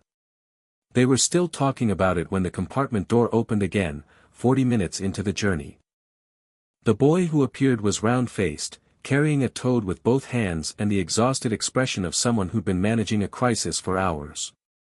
He looked at the toad, looked at them, and said, I don't suppose you've seen a toad. Mine keeps, oh, I've got him, never mind, he said, looking at the toad in his hands. He appeared to be reassuring himself that this was the same toad he'd started with. Come in if you like, Harry said. You look like you need to sit down. The boy came in and collapsed into the seat across from them with the relief of someone accepting a ceasefire. Neville Longbottom, he said. The toad croaked. This is Trevor. Harry Potter. Hermione Granger. Harry looked at the toad. Does he always try to escape? He has ambitions, Neville said, with the resigned affection of someone who had made peace with being regularly inconvenienced by something he loved. Harry felt Neville's frequency, there was something in it, not unlike what Harry had noticed in some of the quieter students at Xavier's, the ones whose gifts were present but had been told so many times they weren't that the gifts had retreated deep and gone quiet. Neville's magic was there, substantial, and it was entirely convinced of its own inadequacy. What are you reading? Neville asked, with the hopeful politeness of someone who wanted to join a conversation and wasn't sure of the entry rules. Transfiguration theory, Hermione said, and launched into a summary that was thorough and slightly faster than conversational pace, and Harry watched Neville's face go through polite engagement to genuine interest to the specific expression of someone who'd found a thing they hadn't been looking for. The energy thing, Neville said, when Hermione paused. That's the part one don't understand either. Where does it go when you transform something? Nobody knows, Harry said. That's the problem. Neville blinked. They don't know. Theoretical magic has entire journals dedicated to not knowing this, Harry said. Neville looked at the toad in his hands. Then at Harry. Then at the toad again, as though reconsidering their entire relationship in light of this information. By the time the food trolley came and went and the light outside had shifted to the purple and gold of late afternoon, Harry had eaten approximately 4 times what Hermione had eaten and twice what Neville had eaten, which Hermione had noted and not commented on, and the 3 of them had covered transfiguration, herbology. Neville came alive at herbology in a way that was very clear and that Harry made a mental note of, and the political history of the wizarding world, which Harry had. Opinions about that were not quite what either Hermione or Neville had been expecting. You think the blood purity argument is structurally identical to the mutant purity argument, Hermione said. Yes, Harry said. Different vocabulary, same mechanism. Take a trait that's randomly distributed, decide it's the basis of hierarchy, enforce the hierarchy until it feels like nature. He paused. I've lived around this argument for 5 years. It doesn't improve with the change of terminology. Hermione was quiet for a moment. Your school in America, she said carefully. The one for gifted students. Xavier's, Harry said. The people there. The gifted ones. She was working up to the question she actually wanted to ask. Mutants, Harry said. A pause. Like me, Harry said, without particular weight. Yes. Neville was looking at him with a kind of fascinated uncertainty, like someone who had been handed a map that covered territory he'd assumed was unmapped. "But you're a wizard," he said. "Also," Harry said. "Both?" "Both." Neville absorbed this with the careful thoughtfulness of someone who'd been processing unexpected information his whole life and had gotten good at it. "That's rather a lot, isn't it?" he said. "Some days," Harry said. The castle hit Harry like a physical force. He'd felt it from the train, the deep bass note of it at the edge of his range, but standing on the boats crossing the Black Lake in the September dark with the castle rising above them lit from within and its frequency crashing over him in waves, Harry had to breathe deliberately for a moment and just let it happen. Beside him, Hermione was looking up with her eyes wide and her mouth slightly open, and Neville was holding Trevor in both hands and staring. Harry was doing a third thing, feeling the castle's resonance map itself across his own frequencies and settle there the way something settles when it recognizes what it's met. Hogwarts knew him. That was the only accurate way to put it.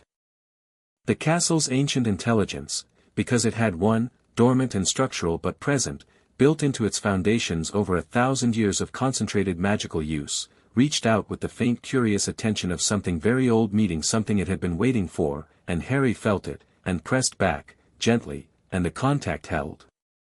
"You okay?"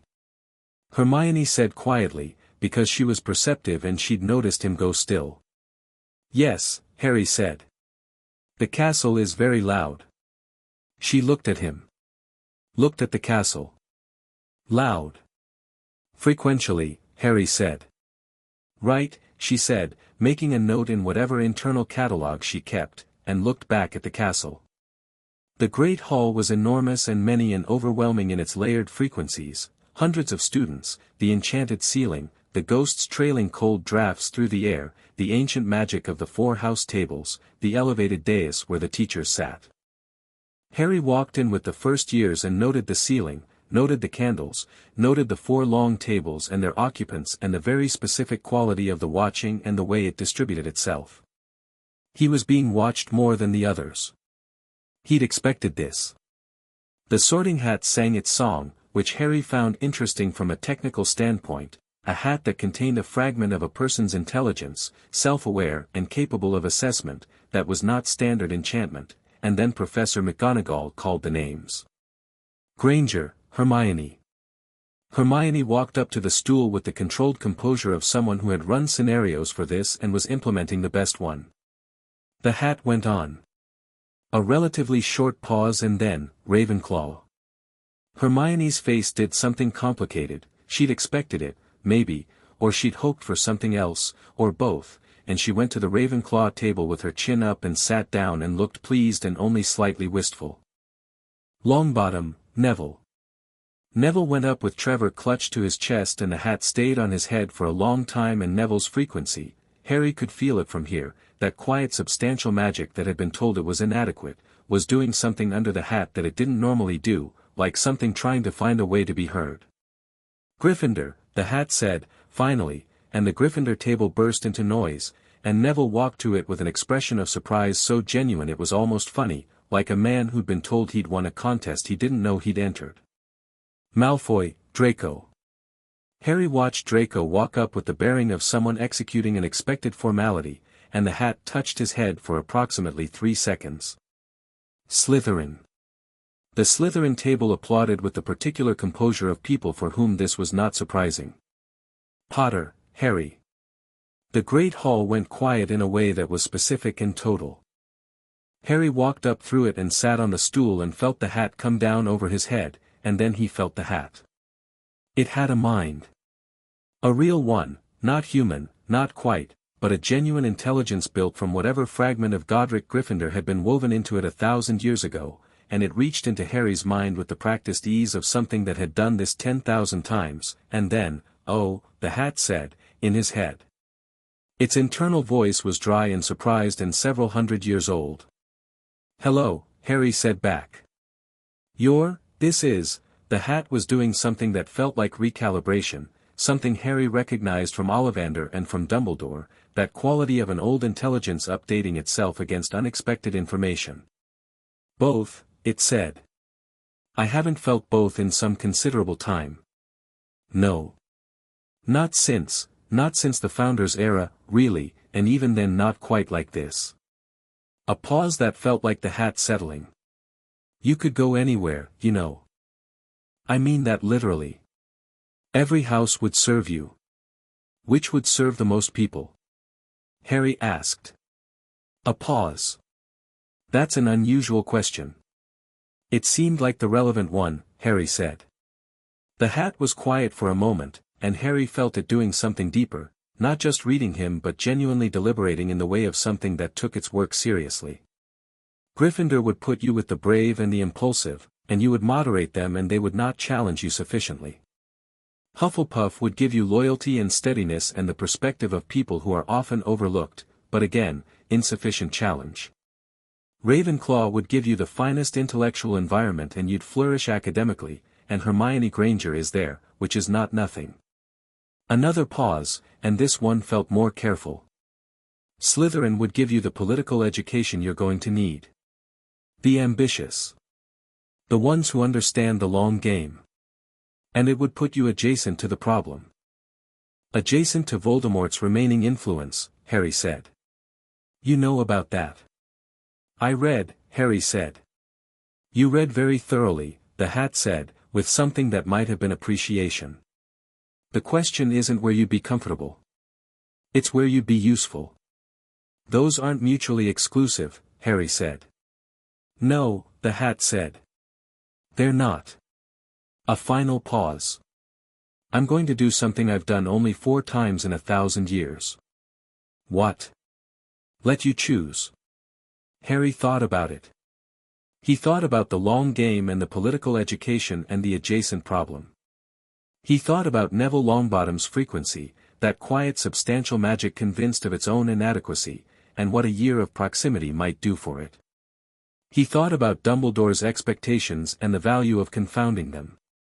He thought about Hermione in Ravenclaw with her chin up and her wistful expression. Gryffindor, he said. But not for the reason it usually sends people there. I know, the hat said. That's exactly why. Gryffindor, the hat announced. The Gryffindor table exploded.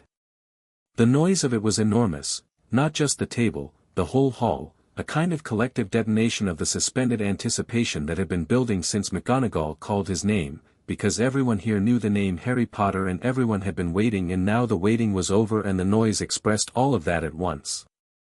Harry walked to the Gryffindor table and sat down next to Neville, who grinned at him with the expression of someone whose good luck had just compounded unexpectedly. Harry smiled back, the small genuine one, and the noise in the hall continued for a moment longer than was strictly traditional before McGonagall called the next name with the tone of someone calling order to a weather event. Potions was first.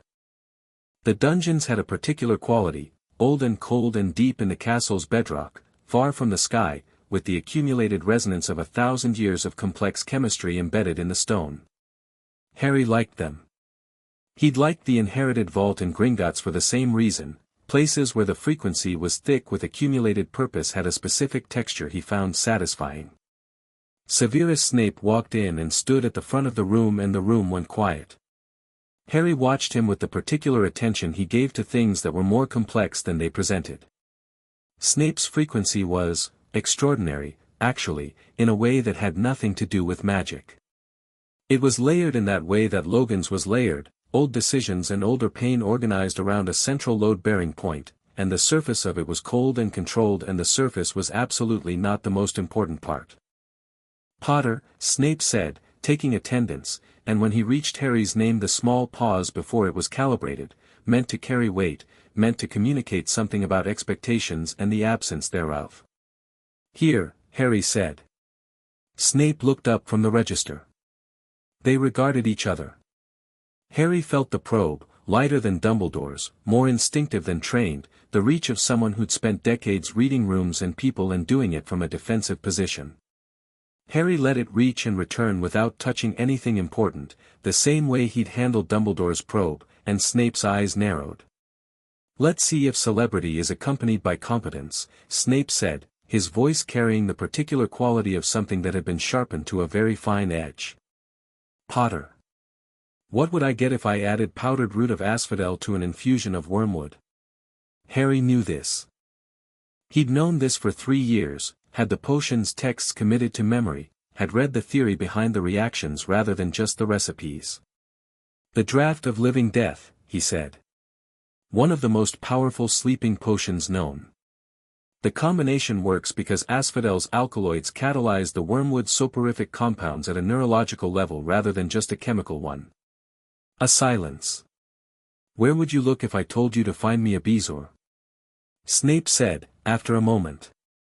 The stomach of a goat, Harry said. It neutralizes most poisons and it works because of the calcium phosphate and magnesium compounds in it, which bind to the active elements of most common magical and non-magical toxins. Another silence.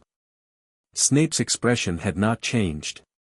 It was, Harry noted, a very good expression for not changing.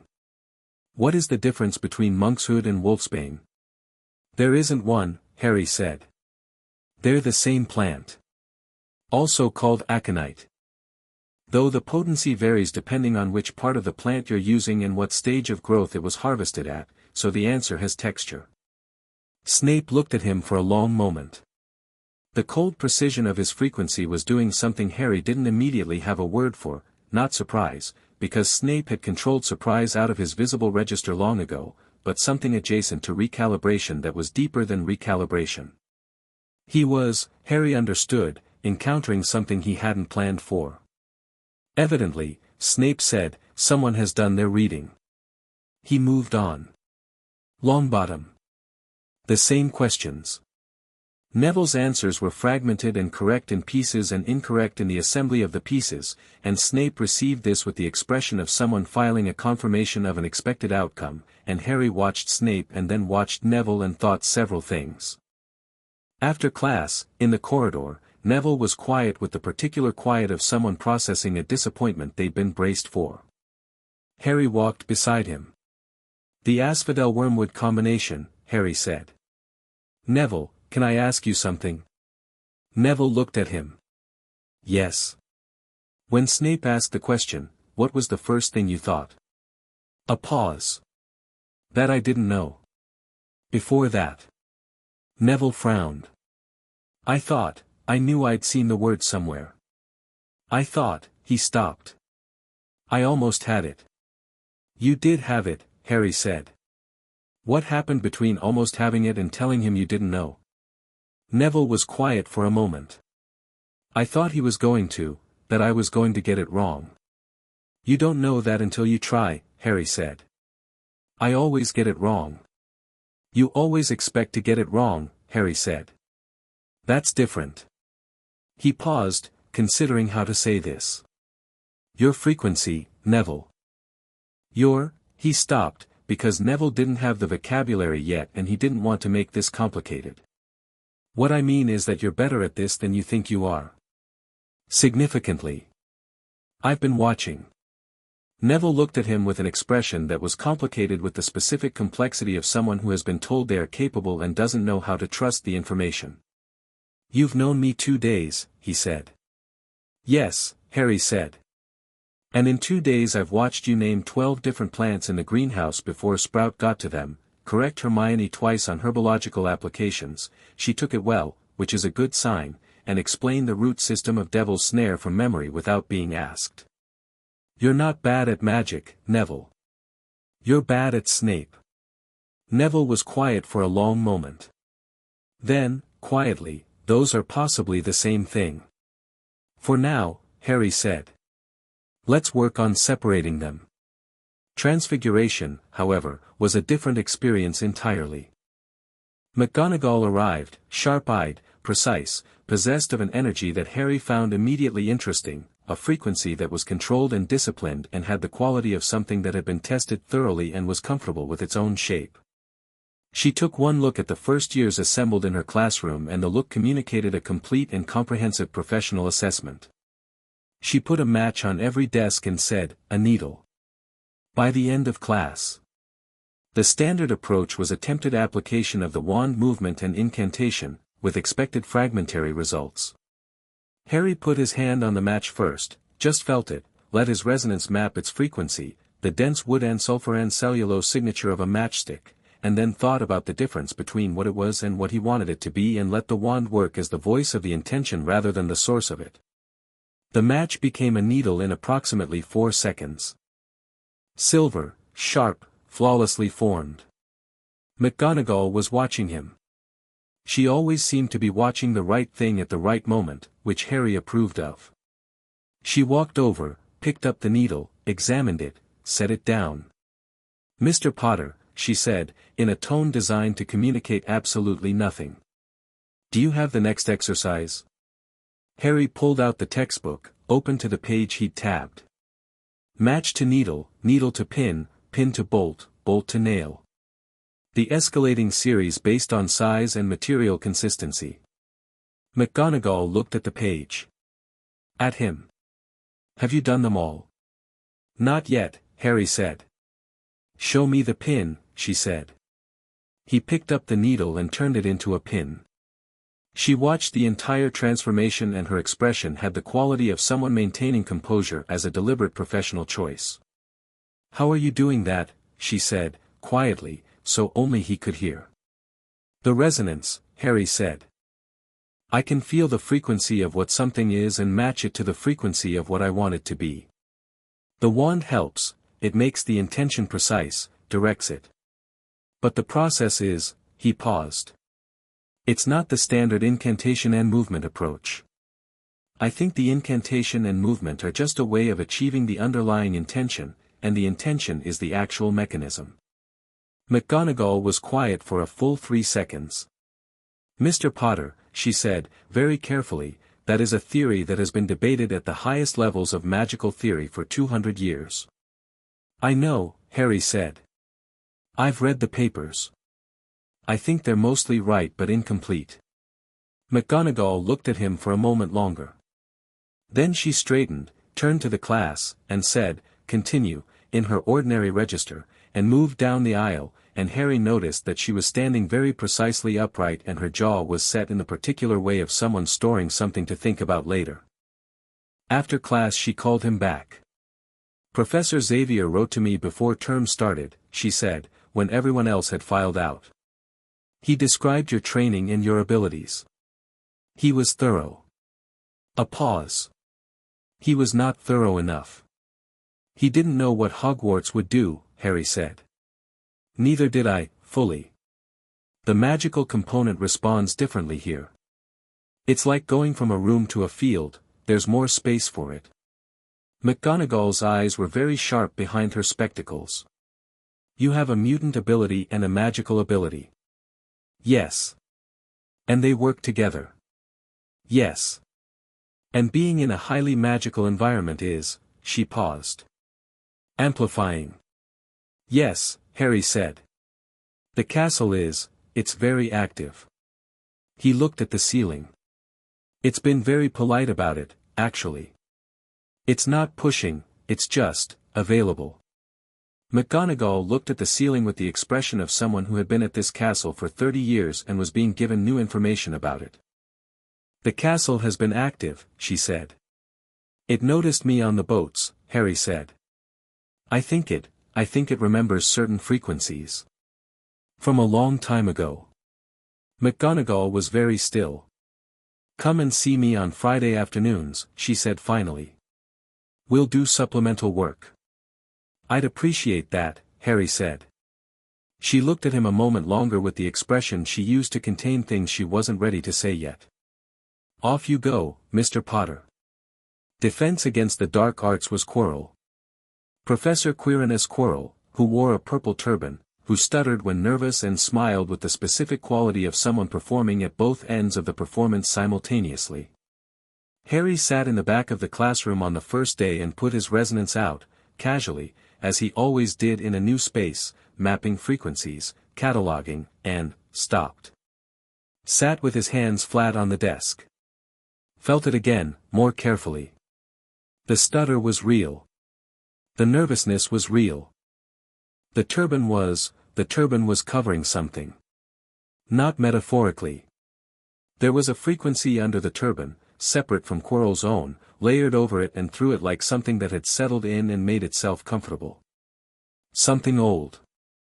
Something cold in a way that was different from cold temperature, cold with absence, the way a room is cold when something that used to generate heat has gone out. Harry knew what Voldemort's energy signature looked like from descriptions in his mother's annotated books and in the historical accounts from the inheritance vault. He had a mental image of the frequency. He was now feeling something that matched that image very precisely, in a greatly reduced, greatly weakened form, like a transmission from very far away coming through an inadequate receiver. He sat for the entire first defense against the dark arts lesson and took notes and answered questions correctly when called on and said nothing at all about what he'd found. After class, walking back to Gryffindor Tower with Neville, he thought about it carefully. Not alarmed. Genuinely interested, the way a chess player is interested when they find their opponent's opening move embedded in the first turn. You were very quiet in that class, Neville said. Thinking, Harry said. About defense? About several things, Harry said. Neville, do you know what a parasitic magical attachment looks like? Has anyone ever described that to you? Neville frowned. Like a curse that sticks to someone. More intimate than that, Harry said. Something that shares a body. Neville went slightly pale. That sounds dark. Yes, Harry said. It is. He went to McGonagall's office that evening without being asked. She looked up from the papers she was marking and did not look surprised to see him. Professor Quirrell, Harry said, before she could speak. McGonagall set down her quill. Very carefully, as though it were something that required precise placement. Something is living in his turban, Harry said. A remnant. A consciousness. The frequency matches every description I've read of Voldemort. A silence in the room that had a particular quality. How certain are you? McGonagall asked. I've been feeling it since this morning, Harry said. I'm certain. McGonagall looked at him for a long moment. Harry, she said, and the use of his name rather than his title was a signal he noted. This is something that needs to go further up than me. I know, Harry said. But I wanted to tell you first, because you'd tell me the truth about what you think. She looked at him. What truth do you want? Does Dumbledore already know? Harry said. The pause that followed was not long. But it was real. McGonagall was not a woman who hesitated, and she hesitated, and that was its own answer. I can't say, she said. Can't or won't? Harry said. She looked at him for a long moment with the expression she used for things she respected and found difficult simultaneously. Go back to your common room, she said. I'll handle this tonight. If he already knows, Harry said, and Quirrell is here anyway, that means the castle is being used as a container. Something is here that Voldemort wants to get to through Quirrell. And it's being guarded. He paused. There's something on the third floor. McGonagall's composure was excellent. Off limits, she said. For students, Harry said. Yes. He looked at her. Professor. I'm not going to do something reckless. I just want to understand the shape of things. She looked at him with the sharpest look she'd given him yet. The shape of things, she said. It helps to see the whole board, Harry said. Before things start moving. She was quiet for a long moment. Then, good night, Mr. Potter. Good night, Professor, Harry said, and went back to Gryffindor Tower where the fire was lit and Hermione was doing homework with the focused intensity of someone who loved homework, and Neville was attempting to teach Trevor to sit in one place, a project that was going about as well as expected. Harry sat in the chair by the fire and opened a book and thought about the shape of things. The troll happened on Halloween. Harry was in the library when he felt it, a frequency he hadn't encountered before, huge and dull and saturated with a kind of blunt animal panic, moving through the lower corridors. He felt the direction and the speed and was already standing before the first screaming started in the distance. He found the girls' bathroom on the second floor before any teacher did, before anyone else did, before the troll found it, because he could feel both trajectories and the troll was stupid and direct and its path had no deviations. He went into the bathroom and said, "Hermione." Hermione was at the sinks. She'd clearly been crying, which she met with the same composure she met everything, which was to say she absorbed the evidence of it back into her bearing with practiced efficiency. She looked at him with the particular expression of someone who is startled to be found somewhere they hoped not to be found. "There's a troll in the castle," Harry said. "It's going to be here in about 45 seconds. Hermione stared at him. "Can you run?" Harry said. Yes, but, when the door opens," Harry said, "go left, straight to the main staircase, go up, don't stop." "How do you know which way?" The door exploded inward. The troll was 12 feet of grey-green mass and blank malevolence, its club swinging a lazy arc that took out the end of the row of sinks with the casual destruction of something that didn't fully distinguish between obstacles and environments. It registered them, or rather registered something, because trolls operated on a frequency so dull and slow that registering was the most accurate word, and swung toward them. Harry stepped between Hermione and the troll and felt the troll's frequency. Dull, yes, but very large, and very loud up close, and the resonance mapped it in an instant, the weight distribution, the momentum of the club, the dull electrical signal of the thing's nervous system, thick and slow. He didn't move dramatically. He put his hand out and pushed. Not against the troll, into its frequency. He found the center of its balance, the proprioceptive signal that told it where it was in space, and he inverted it. The troll sat down. It didn't fall over, it sat down, heavily, the way something sits down when the floor and the up have swapped without warning, and its club dropped from one hand and hit the tile, and it made a sound like a question and looked at its own hands with the unfocused confusion of a thing whose body had stopped doing the thing bodies were supposed to do. Hermione, in the doorway, was staring. "Go," Harry said. She didn't go. She stood in the doorway and looked at the seated troll and looked at Harry and said, "What did you just do?" "Disrupted its balance signals," Harry said. "It'll recover in a few minutes, it's too simple to disrupt permanently." "You can disrupt balance signals." "Apparently." The troll made another sound, not a question this time, something more irritated, and tried to stand. Harry pressed again and it sat back down. "Hermione," Harry said. "Right," Hermione said, and this time she went. Harry backed out of the bathroom and followed her. Behind them the troll made escalating sounds of confusion as its proprioception kept betraying it. In the corridor outside, they ran into Professor McGonagall and Professor Snape and a third teacher, Quirrell, who was pressed against the wall with his turban slightly askew and an expression of such absolute terror that it would have been convincing if Harry hadn't been able to feel the cold satisfied frequency underneath it monitoring everything with precise attention. "The troll is in the second-floor girls' bathroom," Harry said. "It's currently unable to stand, I disrupted its balance response, but it'll recover in approximately 3 to 4 minutes and it's going to be annoyed." McGonagall looked at him. Snape looked at him. Quirrell pressed against the wall. "How did you?" McGonagall started. "I followed the frequency," Harry said.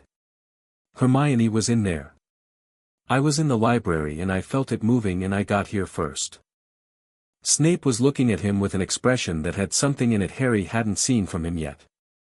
Not respect, not approval, something more provisional, more careful, the beginning of a reassessment. "Potter," Snape said, "get back to Gryffindor Tower. Both of you." "Yes, Professor," Harry said, and put his hand briefly on Hermione's shoulder. She was shaking slightly, the adrenaline working through her, and they walked away down the corridor while the teachers went to deal with the troll. "How are you not terrified?" Hermione said, when they were out of earshot. Harry thought about this. "I was in a situation before that I couldn't handle," he said. "When I was very young. I was afraid then. I think being genuinely afraid then means I can tell the difference now between things that are actually threatening and things that are just large and loud." Hermione was quiet for a moment. Then, "That's the saddest and most reassuring thing anyone has said to me." Harry looked at her sideways. You were crying in there. Some boys were unkind, she said, with perfect control and a slight tightening around the eyes that he caught before she controlled that too. Which ones? It doesn't matter. It matters, Harry said, but you get to decide what to do about it. She looked at him. They were approaching the portrait hole, the fat lady giving them the access-granted swing with the slightly harassed air of someone who'd been dealing with traffic all evening. You know, Hermione said, I think we're going to be very good friends. Yes, Harry said. I think so too. Inside, the common room went briefly very loud. They'd been noticed. The troll story had partially arrived before them. Ron Weasley was in the middle of describing what he'd heard to a circle of interested listeners and looked up when Harry came in with an expression that cycled rapidly through surprise and recalibration and an emotion Harry caught the tail end of before it was replaced with animated interest. Ron was a complicated frequency, warm and genuine underneath, and on top of that something that spiked and shifted with the particular instability of someone who had grown up in the middle of many loud and remarkable siblings and had his own remarkableness to establish. What happened? Ron demanded. Was there really a troll? Yes, Harry said. Did you fight it? I sat it down, Harry said. You sat it. Ron looked around the circle, at the expected expressions of disbelief, and looked back at Harry with the expression of someone trying to determine if they were being mocked. How? Practice, Harry said, which was true in the broadest possible sense. He went to bed. The common room continued its noise behind him and Hermione retreated to a quieter corner with a book, which was exactly right, and Neville appeared at Harry's elbow on the stairs. Trevor sat in one place for 4 whole minutes tonight, Neville said, with the pure satisfaction of someone reporting a genuine personal victory. That's real progress, Harry said. I think it's improving. I think you're improving, Harry said. Neville considered this as they climbed. Both, he said, generously. Harry went to his dormitory and lay in his bed and listened to the castle settle around him, the deep bass note of it, adjusted now, slightly different than this morning, the way a note changes when you've been playing it a long time and something in the strings has shifted. The castle was, he thought, learning him. And he was learning it. And on the 3rd floor, behind a locked door marked off limits, something sat behind magical protections and pulsed with its own contained frequency, and Voldemort's remnant in Quirrell's turban was 2 floors above Harry's head, thinking its cold patient thoughts. Harry looked at the dark of the dormitory ceiling and thought about the shape of things, and was not afraid, and eventually fell asleep. Chapter 5, The Long Game. Winter arrived at Hogwarts like an announcement. The grounds went white overnight in early December, and the castle responded to it the way it responded to most things, with a kind of settled satisfaction, its frequency deepening and warming in contrast to the cold outside, the fires in the common rooms burning with what Harry could only describe as deliberate generosity. He spent the first morning of snow standing at the window of the dormitory watching the grounds go still and white and feeling the castle's pleasure at its own seasonal rhythm, and thought, right, yes, this is a place that has been here long enough to know itself. He was at Hogwarts. He'd been here 3 months. And in 3 months the shape of things had arranged itself around him with the clarity of something that had always been going to happen this way. He knew the castle now, not just its corridors and staircases and the precise locations of the rooms that moved on Thursdays, but its frequency in the specific and intimate way of something he'd made a sustained effort to understand. He knew where the old magic was thickest, knew which walls had absorbed centuries of specific use, knew the particular resonance of the room of requirement 2 floors above the trophy room even though he hadn't gone in, had simply felt its door-shaped potential in passing. He knew where Quirrell went late at night, had been tracking the cold double frequency of the man and the remnant since September with the patient regularity of someone building a map from repeated observations. And he knew that something in the 3rd floor corridor, behind the locked door and what his resonance told him was a very large dog and a sequence of layered magical protections, was growing more active. The stone.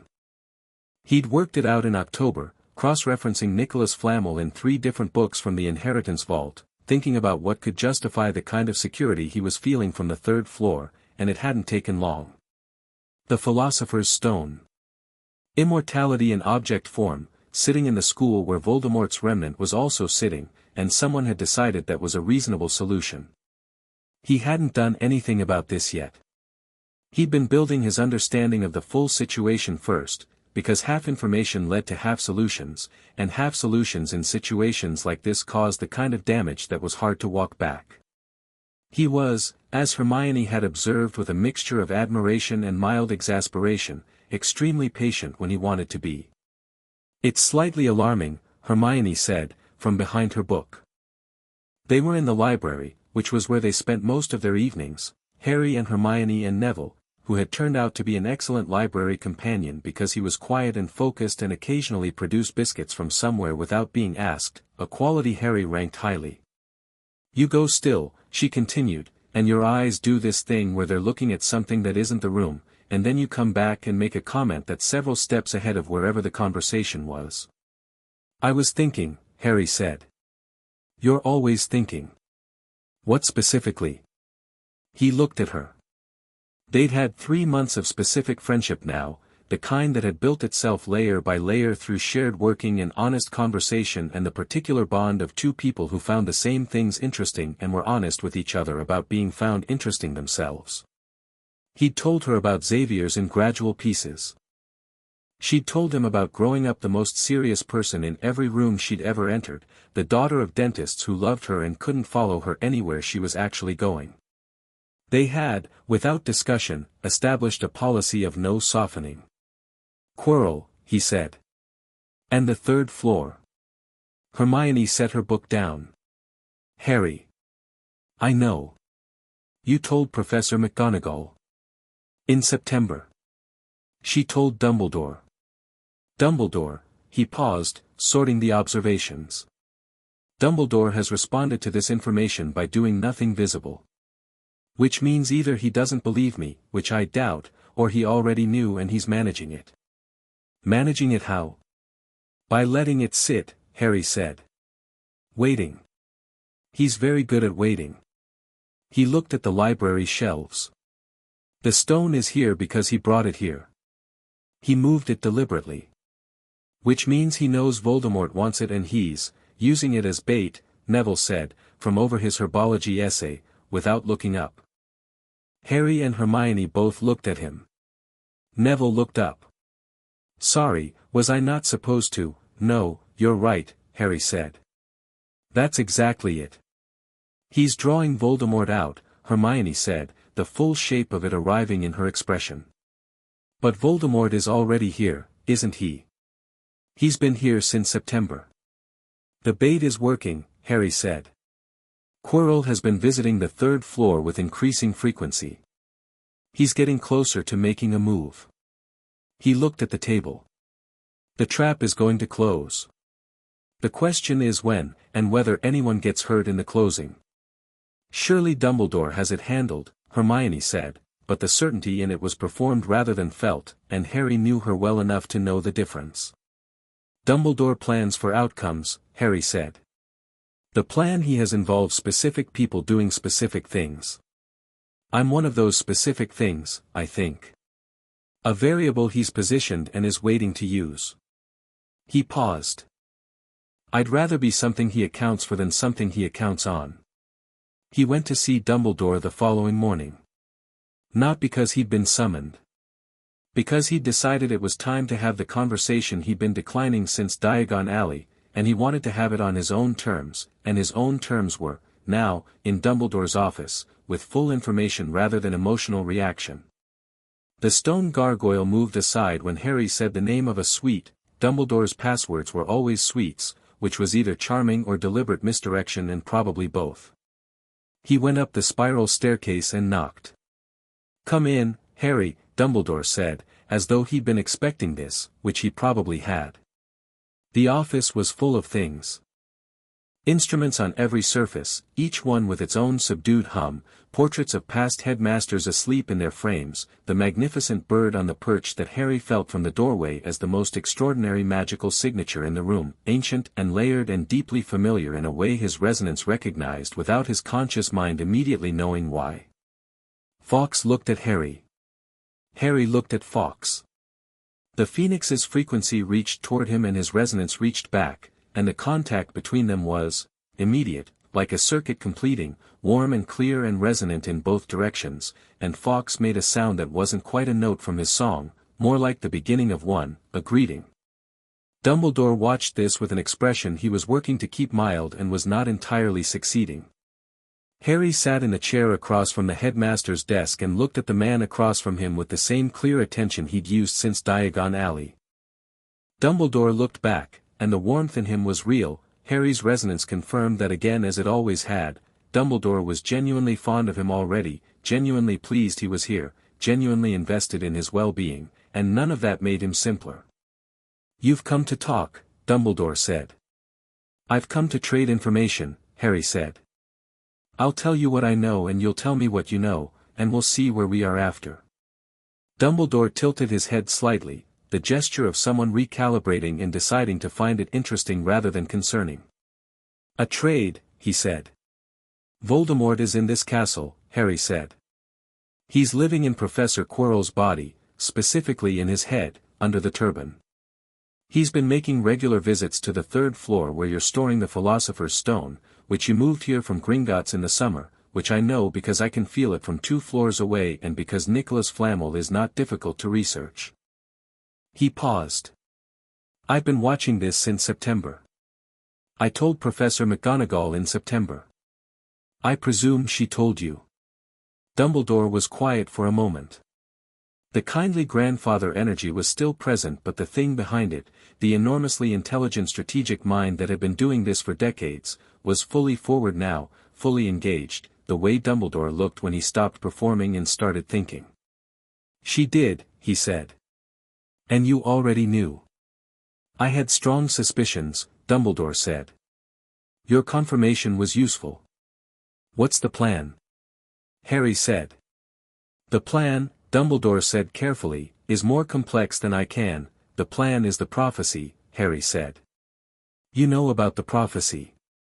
"I found it referenced in my mother's notes. She was researching it in the months before she died. There is a prophecy about me and Voldemort, and you've organized a substantial portion of your strategy around it." He looked at Dumbledore. "I'd like to hear it." A silence in the office that had a particular texture. Fawkes made another low sound. One of the instruments on the shelves behind Dumbledore spun slowly. "How much?" Dumbledore said, and he was choosing words with visible care. "Do you know already?" "Enough to know I want the whole thing," Harry said. Dumbledore looked at him, really looked, the full weight of his attention, decades of reading people and situations focused on the 11-year-old boy across his desk who had arrived uninvited at the right moment with the right questions and was looking back at him with complete, unblinking steadiness. "The one with the power to vanquish the Dark Lord approaches," Dumbledore said, quietly. "Born as the 7th month dies, to those who have thrice defied him, born as the 7th month dies." He paused. "The Dark Lord will mark him as his equal, but he will have a power the Dark Lord knows not. And either must die at the hand of the other, for neither can live while the other survives." Harry sat with it. He let it settle, feeling its weight, the shape of it, the age of it. Someone had put this into words almost 12 years ago, and it had been directing events since, organizing people and decisions and his own placement in a cupboard around its logic. "He marked me as his equal when he killed my parents and tried to kill me," Harry said. "Yes. The power he knows not," Harry said. "You have a theory." "Love," Dumbledore said. "Your mother's sacrifice created a protection, I know about that," Harry said. "And I think you're right about that specific mechanism. But the prophecy says a power he knows not, not the protection. It's broader." He paused. "He doesn't know about the mutant part." Dumbledore was very still. "Voldemort knows about magic," Harry said. "He's studied everything magical that can be studied. He doesn't know about mutants, or if he does, he's categorized them as a Muggle phenomenon, irrelevant to his world. My resonance, my ability to amplify and mirror, he has no framework for it. He's never encountered anything like it because his entire model of power is built on magical hierarchy." He looked at Dumbledore. The power he knows not is literally something outside the system he's built his whole worldview on. Dumbledore was quiet for a longer moment than usual. Then, you've been thinking about this for some time. Since I found my mother's notes, Harry said. She was thinking about it too. She was brilliant, apparently. She was extraordinary, Dumbledore said, and the warmth in it was completely real. In every possible way. Harry looked at his hands for a moment. Then up. Here's what I want, he said. I want to understand the full shape of the threat. I want to know everything you know about how Voldemort has survived and what he's capable of. And I want you to stop making plans that use me as a piece without telling me. He held Dumbledore's eyes. I'm not a piece. I'll work with you because our goals overlap. But I won't be moved without knowing I'm being moved. Dumbledore looked at him across the desk for a long moment. The portraits in their frames were unusually still. Fawkes had gone quiet. The only sound was the faint turning of the instruments. You're 11 years old, Dumbledore said. Not dismissively, more like someone noting a fact that kept failing to match his experience. I know, Harry said. I've been 11 for 3 months. Before that I was 10, and before that I was 9, and when I was 6 someone put me in a cupboard and didn't check on me for 5 years. He said it without heat or performance, just the clean fact of it. I'm not asking to be treated like an adult. I'm asking to be treated like someone with relevant information and relevant capability. Those aren't the same thing. Dumbledore was quiet. He picked up his cup, it was empty, Harry noticed, he'd been holding it since Harry arrived, and set it back down.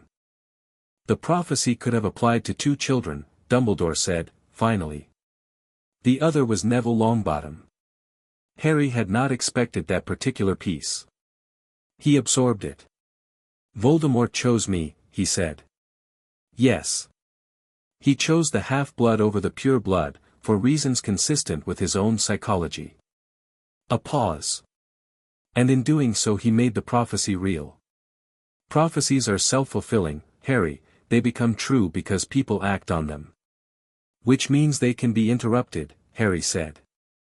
If the actions change. Dumbledore looked at him sharply. What do you mean? The prophecy says either must die at the hand of the other, Harry said. That's not a description of the only possible outcome. It's a description of what happens if events continue on their current trajectory. He tilted his head. What if the trajectory changes? Voldemort needs to be eliminated, Dumbledore said. I agree. But the method matters.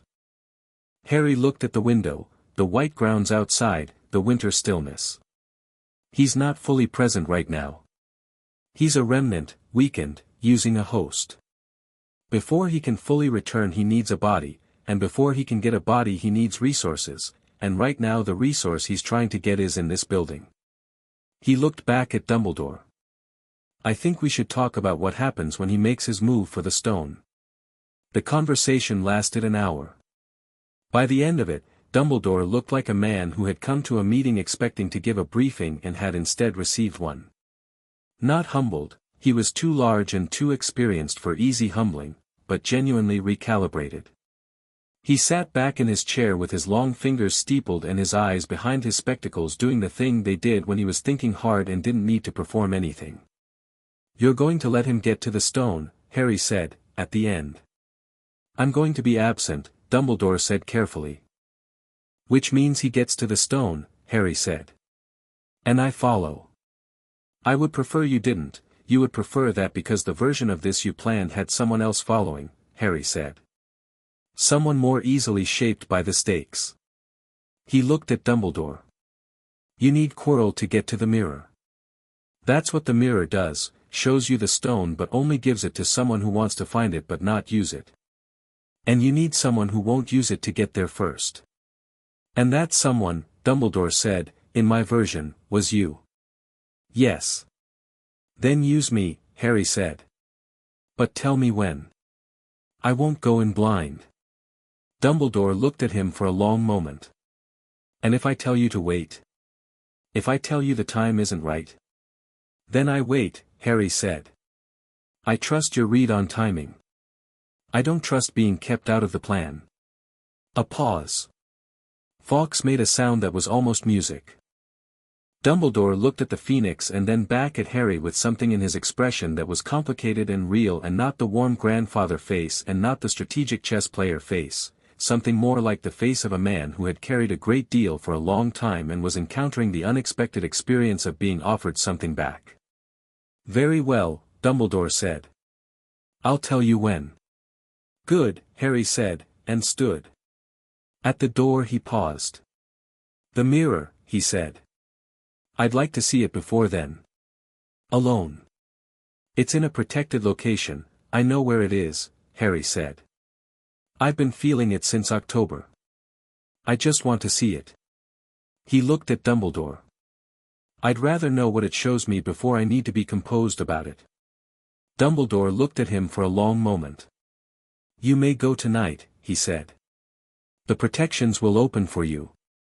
Harry nodded and left, and behind him Dumbledore sat in his office for a long time with Fawkes singing softly on his perch and the instruments turning their slow mechanical circles, and thought about things that had not gone according to plan and were somehow better for it. The mirror was in a room on the 5th floor, which had been a disused classroom and now had the specific frequency of something that had been here long enough to settle into the building.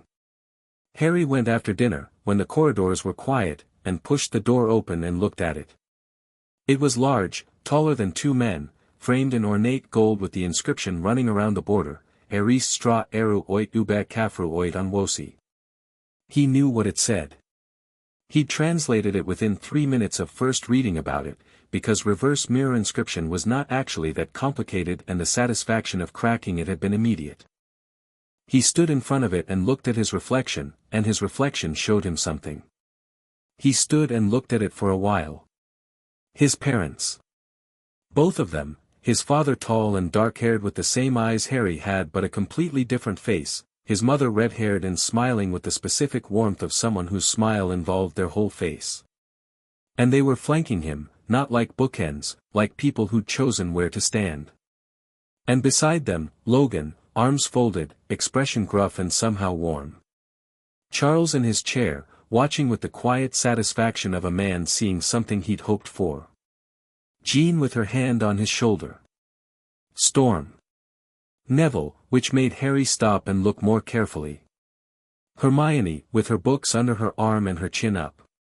And at the edges, more faces, people who weren't here yet, he thought. People he was going to know. It wasn't showing him a simple wish. It was showing him the shape of what he was making. Not fantasy but trajectory. The difference between the mirror's shown desire and what he saw was that he was building this, piece by piece, and the mirror was showing him the complete version. He stood with it for a long time.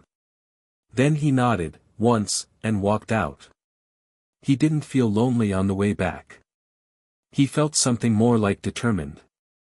Christmas arrived and most of the school went home. Harry stayed. He'd considered going back to Xavier's for the holiday and in the end decided he wanted the quiet of the castle with fewer people in it, wanted the time to read and think and let the uninterrupted frequency of the place settle through him properly. He wrote to Logan and Charles and received back a package from Logan that contained 3 books and a very brief note that said stay out of trouble. I know you won't. Stay out of serious trouble. And a separate package from Charles that contained a letter of several pages that Harry read 3 times and kept. He also received a present he wasn't expecting. Invisible wrapping, no note, and inside, a cloak. Silver gray, with the quality of water in the way it moved, and a frequency that was unlike anything he'd encountered before. He held it and felt the resonance of it, not magical in the standard sense, not enchanted, something older and more structural, like the difference between a lamp and sunlight. He put it on and looked in the mirror of his dormitory and saw the bottom half of himself floating above the floor and nothing else. He stood with this for a moment. Then he felt the cloak's full frequency properly, the actual nature of it, and went very still. This was not an enchanted cloak. This was not the product of any spell or charm or potion. This was one of 3 deathly hallows. This was an artifact of such fundamental magical reality that the frequency of it made the hair on the back of his neck stand up, not from fear but from the pure recognition of something that was at a completely different level than anything else he'd touched. He wore it all day. He explored the castle in the particular freedom of it, not to sneak anywhere or do anything furtive, just to feel the experience, to see how the castle responded when he moved through it hidden. The castle still knew he was there, its frequency didn't lose him, just accepted his concealment as a choice rather than a disappearance, and this seemed right. He found the library on Christmas afternoon and spent 3 hours reading about the Deathly Hallows in a corner with the cloak in his lap, and when the narrative arrived at the bit about the third Hallow, the wand that supposedly controlled death itself, Harry sat with the cold deep resonance of that idea for a long time. Neville came back after New Year looking somehow more settled than when he'd left, and Harry asked about his holiday without prying and got the information that he'd spent most of it in the greenhouse his grandmother kept, and the greenhouse had apparently been significantly productive this year in a way nobody was quite explaining. "Did you take care of it?" Harry asked. "I might have, we were there for a few days before Christmas," Neville said, "and I might have spent quite a lot of time in there. I don't know if that's why." "Probably is," Harry said. "Your grandmother's a witch." "Formidable one," Neville said, with an expression that was complicated affection. "Did she notice anything about the greenhouse?" Neville picked up Trevor. "She said it was the best the Mimbulus Mimbletonia had looked in 20 years. He paused. "Then she looked at me for quite a long time in a way she doesn't usually look at me and didn't say anything else about it." "She noticed," Harry said. "Don't tell her anything," Neville said, with the urgency of someone managing complicated family expectations. "I wouldn't dream of it," Harry said. Quidditch arrived in Harry's life with the energy of something that had been waiting to. He'd been invited onto the team in October. McGonagall had witnessed the incident in the first flying lesson that he hadn't actually considered particularly notable, where he'd caught Neville's Remembrall before it hit the ground from 40 feet up, diving on the broom with the same instinctive resonance he brought to everything physical, and McGonagall had come to him after with contained excitement barely visible in her expression and said he was the youngest Seeker in a century, and what did he think? He thought he'd like to try it. Flying, as it turned out, was the most purely enjoyable physical thing Harry had encountered. Not because of the competition was interesting but secondary, but because of what flying felt like, which was the specific freedom of being in a medium that had different rules than the one on the ground, and because the broom's frequency merged with his resonance in a way that made him not just a person on a broom but a person who understood the air, who felt the currents and the pressure and the speed as extensions of his own body. He was, as Oliver would put it with the reverence of genuine religious feeling, a natural. The Slytherin match was where Snape happened. Harry was in the air 50 feet up in the second half when he felt it, not a threat, not a danger, something more deliberate, more technical. He looked down, tracking, and found Snape in the stands with his eyes fixed on him and his lips moving and his wand out from his sleeve, not casting anything visible, just, present, pointed, holding something in place. Harry felt what he was holding in place. His broom. Snape's hand was keeping his broom steady. Counterintuitive. He'd initially felt his broom moving against his control in the first half, some interference from the stands, not Snape, someone else, and the interference had stopped when smoke had gone up from one end of the stands and someone had broken their eye contact, and Harry had stopped looking for the source and just flown, and filed the information. Now Snape was doing the opposite, actively maintaining a lock on the broom to prevent the interference from resuming. Snape was protecting him. Harry processed this in approximately 1 second while still tracking the snitch, and it landed in his mental map of Severus Snape with the particular satisfaction of a piece clicking into its correct position. He caught the snitch 11 minutes later. He'd been aware of it for 4 minutes before catching it, tracking its frequency at the edge of his range, watching it without looking at it, which had the effect of making him look like he was not about to catch it right up until the moment he did. And the Gryffindor stands erupted and he brought the broom around in a long arc and came down to the field with the snitch in his fist, and Hermione was already running. "You were looking completely the wrong way," she said. "I was watching it with something other than my eyes," Harry said. She stared at him. "You can do that?" Apparently. He held up the snitch. Do you want to hold it? It vibrates at a very interesting frequency. Hermione took the snitch with the expression of someone attempting to treat a Quidditch trophy as a scientific specimen, which was exactly right. In February, during an evening that had settled into the particular focused quiet of the library at study hours, Harry set down his book and looked at Hermione. There's going to be a confrontation before the year ends, he said.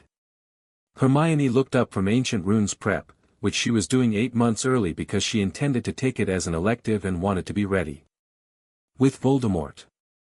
With Quirrell primarily, Harry said. Voldemort is limited right now, he needs Quirrell to do things for him because he can't act directly. When Quirrell makes his move for the stone, I'll be there. You talked to Dumbledore, Hermione said. In December. We came to an arrangement. Hermione looked at him with the expression she had for situations she found simultaneously alarming and logical.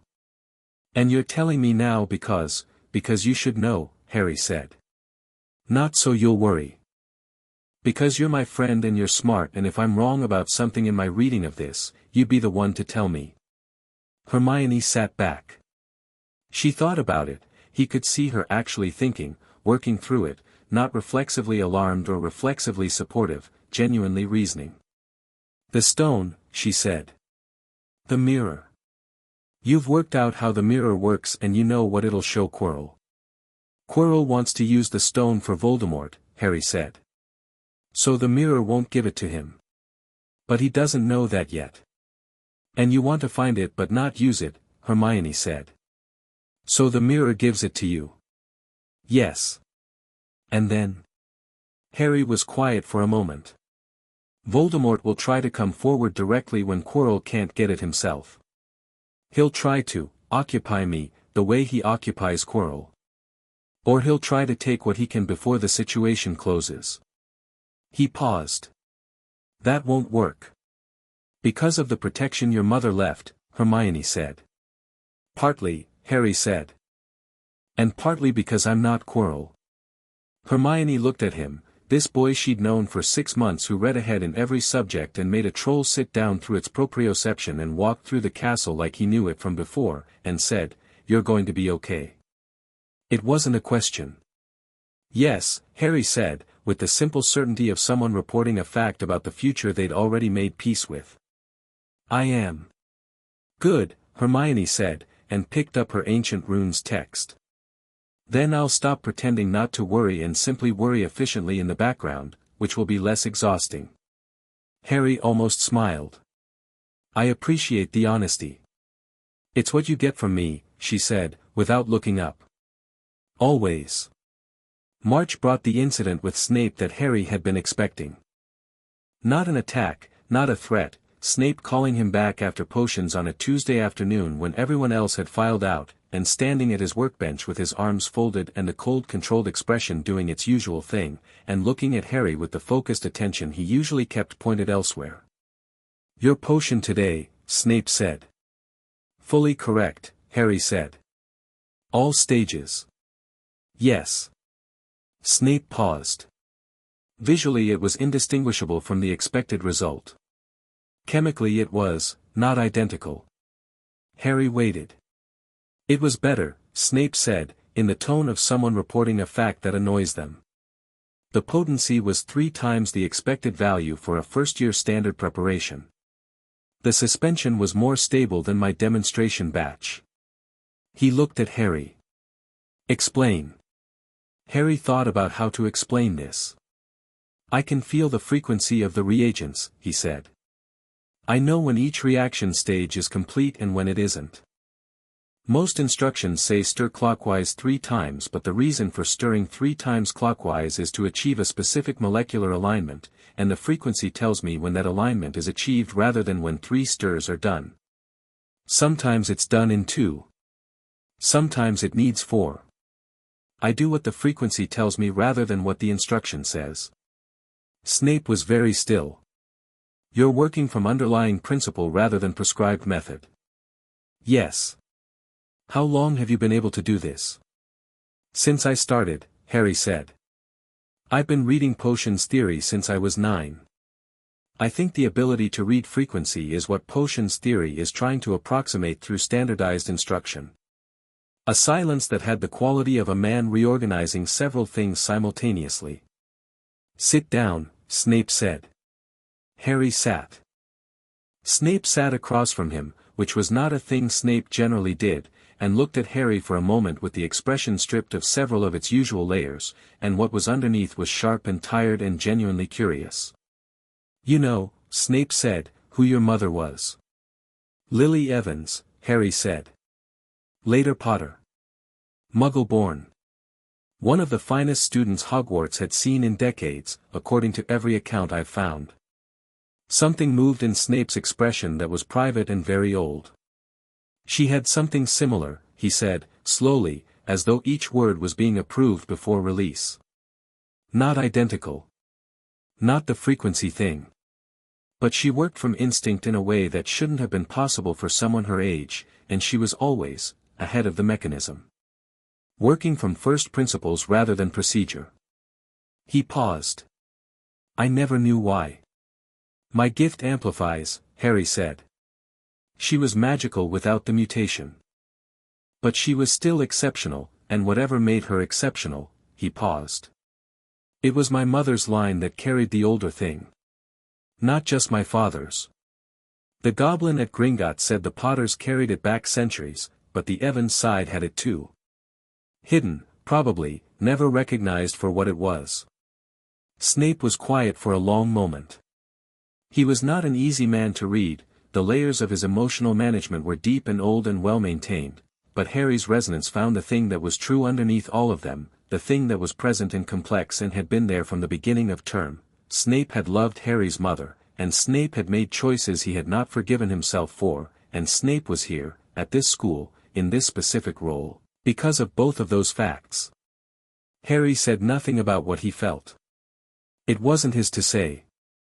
Your potion's work will be assessed on its actual quality going forward, Snape said, in his ordinary classroom voice, reassembling the usual expression.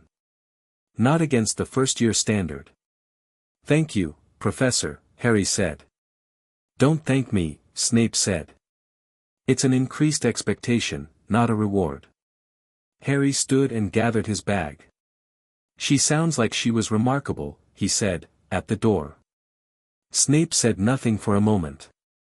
Then, very quietly, she was the most remarkable person I ever knew. Harry nodded and left, and walked down the corridor with the specific sensation of something having shifted in the fabric of things, a relationship that had been shaped by history and expectation reshaping itself around reality. He thought about his mother, the letter he'd read, the books he'd carried from the vault, the annotations in her looping hand, and felt her presence in the castle the way you feel the sun through glass, warm and removed and absolutely there. In the middle of April, Ron Weasley came to find him. Harry had a complicated understanding of Ron Weasley, built from 6 months of observation. Ron was warm and funny and loyal in ways that didn't require advertising, and he played chess with a strategic instinct that Harry found genuinely impressive, and he was generous when his own insecurities weren't activated. The insecurities, Harry had concluded, were about being sixth of 6 sons and the perpetual experience of arriving somewhere after someone remarkable had already been and left, and Harry's existence complicated this specifically because Harry's remarkableness was not performed and Ron couldn't compete with a thing that wasn't trying to beat him. They'd found a reasonable working relationship over the year, not the close friendship that Harry had with Hermione and Neville, but real, with actual warmth in it. Ron played chess with Harry every Sunday and lost approximately 70% of the time with gradually improving grace about it. Ron found him in the common room and looked at him with the expression of someone who'd been preparing a thing to say and wasn't entirely confident in it. Something's happening, he said. With what? Harry said. Norbert, Ron said, and Harry spent 2 seconds locating the relevant information. Hagrid, the dragon egg he'd apparently won in a card game, the frequent visits Harry had chosen not to make to the groundskeeper's hut because the smoldering frequency of an illegal dragon hatching in a school was the kind of thing he didn't want to accidentally accelerate. He's getting too big and someone's going to notice. Someone already has, Harry said. Malfoy knows. Ron went slightly pale. How do you? I felt him notice 3 weeks ago, Harry said. He walked past Hagrid's hut when something came through the window. This is a disaster, Ron said. It's a manageable situation, Harry said. Hagrid needs to get rid of the dragon. Does he have options? Charlie, Ron said. My brother, in Romania. He studies dragons. He said he could, some of his friends could collect it. When? The roof of the astronomy tower, Ron said. Midnight. Saturday. Then that's what happened Saturday, Harry said. You make it sound very simple. It is simple, Harry said. The complicated part is that Malfoy is going to try to use the information before Saturday. He's going to tell someone before he decides that having the information is more valuable than using it, and the timing of that is the variable. Ron stared at him. Do you just think about everything like this? Yes, Harry said. Ron was quiet for a second. It's slightly alarming, he said, which was exactly what Hermione had said and in approximately the same tone, and Harry had the same response to it both times, which was something warm and something amused. It got the troll to sit down, Harry said. The troll story is, Ron stopped. Did you really just reach into its brain? Proprioceptive disruption, Harry said. Ron stared at him. Then, slowly, with the expression of someone making a decision to simply accept the full landscape rather than keep being surprised by new features, right? Okay. Saturday then. The visit to the castle by Malfoy Sr. was in May, and Harry watched it from a distance with the careful attention he brought to the convergence of important things. Lucius Malfoy came on a Tuesday with 3 other governors and presented a petition, and Dumbledore left the school the following morning with the specific timing of a man who has arranged something with precision and is trusting the people he's left behind. He left Harry a note. 1 sentence, the time is now. I trust your judgment. Harry read it and folded it and put it in his pocket and went to find Hermione and Neville. Because he'd decided in February that he wasn't going alone and he'd made that decision for reasons that were not about needing help and not about heroics and entirely about the fact that he'd been raised in a place where people were stronger together and he'd seen what that looked like over and over for 5 years and he wasn't going to unlearn it for the sake of a dramatic entrance. Tonight, he told them. Hermione closed her book. Right. You don't have to come, Harry said. I want to be clear about that. You're my best friend and there's a dark wizard in the school and you're 11 years old, Hermione said. Of course I'm coming. Neville looked at his toad. Then at Harry. I'm terrible in a crisis, he said. You're not, Harry said. I've been terrible in basically every crisis this year. You were the first one to stand up to us in September, Harry said, when we were sneaking out at night and you tried to stop us because you thought it was wrong, and you did it knowing we'd probably override you. That was brave. That was braver than most things that get called brave. He looked at Neville. But you don't have to come. Neville put Trevor in his pocket. I'm coming, he said, with a firmness in it that surprised his own expression slightly. Obviously I'm coming. They went after midnight, with the invisibility cloak draped over all 3 of them which required some creative spatial organization, and Harry felt the 3rd-floor corridor long before they reached it, the frequency of everything changing, the deep protective magic rising in answer to Quirrell's earlier passage through it. The door was already open. The dog was already unconscious, harp music still fading on the air, Quirrell's solution to Fluffy, which was elegant enough that Harry made a mental note of it. He's ahead of us, Hermione said. Not by much, Harry said. Come on. Chapter 6, What the World Owes Nobody. The trapdoor dropped them into Devil's Snare, which Hermione identified in the first 3 seconds and navigated in the next 5, her voice completely calm and her movements exactly right, and Neville dropped through the vines with his arms at his sides and went still in the way Harry had taught him. Don't fight it, let it feel you, it's a plant, it responds to what you are. And the snare released him with the reluctant grace of something persuaded. Rather than overcome. Good, Harry said, landing on the stone floor of the chamber below. Neville looked at his hands, which the snare had released cleanly. That worked, he said, with the mild wonder he produced when things that weren't supposed to work for him worked for him. It always works, Harry said. Come on. The winged keys were next, a vast chambered room with thousands of them beating the air in a cloud of metallic sound, and a locked door at the far end, and broomsticks on the floor. Harry mounted one without discussion, took a single moment to let his resonance map the entire room, every key's individual frequency, the particular one that matched the lock, its position in the cloud, its pattern of movement, and flew directly to it, no searching, no chasing, just a straight diagonal line across the room to the exact key at the exact moment it crossed the exact point he was heading for, and plucked it from the air like he was reaching for something set on a shelf. Hermione, on a second broom below, was watching him. You could have made that look harder, she said. Why? Harry said, and unlocked the door. The chess room hit Neville first, the scale of it, the stone pieces massive and cold, the board stretching the full width of the chamber. Harry stood at the threshold and felt the room and the pieces and understood immediately that the pieces were not enchanted, they were inhabited, and each one had its own low frequency. Well, that was part of a collective tactical intelligence. The board knew how to play chess. It would play them.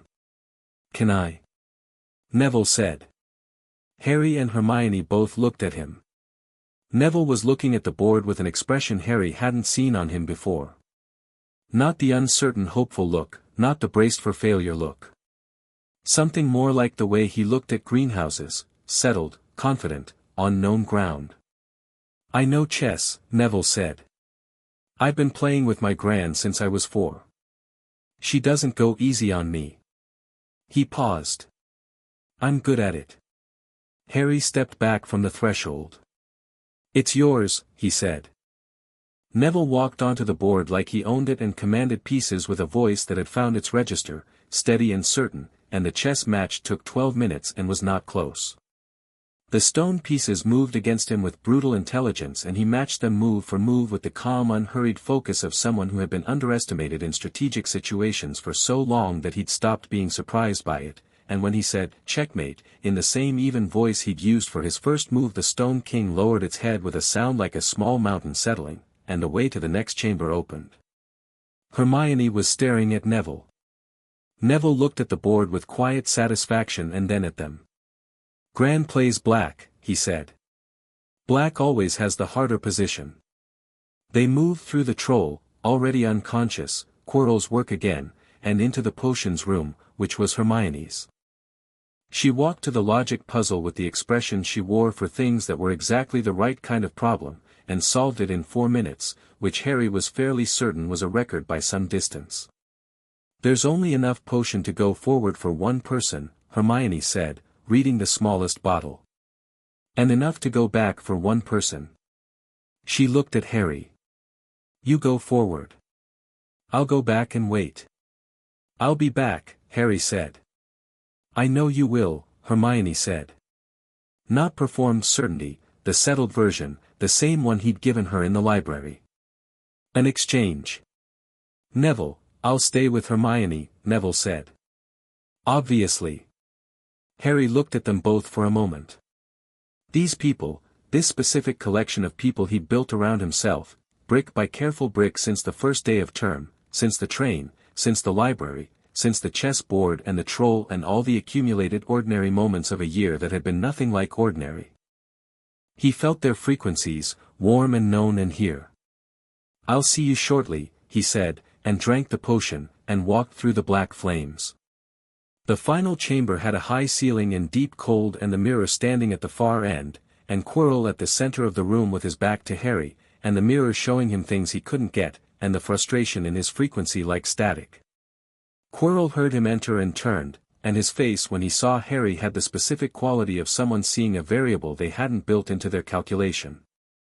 Potter, he said, and the stutter was entirely absent. This was the version underneath the performance, the real Quirinus Quirrell, who had gone looking for Voldemort and found him and come back something else entirely. His eyes were tired in a deep way. I wasn't expecting you. I know, Harry said. You should not be here. Probably not. Harry looked past him at the mirror. It won't give it to you. You want to use it. Quirrell's jaw tightened. Step back, why? Harry said, not belligerently, genuinely. We both know what's in this room, Professor. The mirror, the stone, you, me, and the thing in your turban. I'd rather talk than have this be a physical confrontation. Something moved in Quirrell's expression, something complicated and not entirely what Harry expected. There was fear in it, real fear, and it was not pointed at Harry. It was pointed inward. He won't let me just talk, Quirrell said, very quietly. Then let's move quickly, Harry said. He walked to the mirror. He stood in front of it and looked at his reflection, and saw what he'd seen in December, his family, maid and making, Charles and Logan and Jean and Hermione and Neville, all the frequencies he'd braided his own around, and he also saw something new. A small red stone, dropping from the mirror version of his pocket into the mirror version of his hand. He felt his actual pocket. The stone was there. Weight and warmth, dense and real, the extraordinary concentrated resonance of something that had folded the mechanism of death back on itself and made an object out of the refusal. He closed his fingers around it. Step away from the mirror, Potter. Quirrell's voice had changed. Not a stutter, not fear, the cold patience of something else speaking through an inadequate instrument. I know you have it. Harry turned around. He looked at Quirrell and he looked at the turban, and what was underneath the turban reached toward him, cold, precise, reaching, and his resonance was simply there, the way a mirror is simply there. Harry Potter, the voice said, through Quirrell's mouth. At last. Voldemort, Harry said. You feel it, don't you? What I am. What remains of what I was. There was something almost conversational about it, the tone of someone who had been waiting a long time for this specific exchange and was going to take their time with it. You're not afraid. No, Harry said. Most who stand where you're standing are afraid. I imagine they are, Harry said. You're a very effective thing to be afraid of. You designed yourself that way. He felt the cold resonance of what was behind Quirrell's eyes, not the remnant strength, which was a fraction of what it had been, but the quality of it, the particular architecture of a mind that had systematically stripped away everything human in pursuit of permanence and was left with something enormously intelligent and fundamentally hollow. You know about the prophecy, Voldemort said. Yes. Then you know this was always going to happen. I know you chose it, Harry said. When you came for my parents. When you came for me. The prophecy didn't make you do that, you made the prophecy real by doing that. He paused. The choice to mark me as your equal was yours. A silence. And now you have the stone, Voldemort said. Give it to me. I'll give you what I gave your parents, quick and painless, which they chose not to earn. I'm going to tell you something, Harry said, with perfect evenness. My mother's sacrifice left a protection on me. You felt that in 1981 and it's still there. But that's only the first reason you can't take what you want from me. He looked at Quirrell's face. The second reason is what I am. You don't know what I am, do you? Your world has a very specific vocabulary for power and I'm not in it. The cold reached toward him again, more deliberately now, the way you reach for something when you're not certain of the distance. Harry's resonance opened around it. The cold met the resonance and the resonance absorbed it, not blocked it, absorbed it, the way Harry had always worked, mapping frequencies and returning them amplified, and the cold came back to its source multiplied and Quirrell flinched with something he couldn't have expected. What are you? The voice said, and there was something in it that was not quite the tone from before. Something outside your system, Harry said. Your whole model of power is built on magical hierarchy. You've studied every dark art, every magical discipline, every form of power your world knows how to name.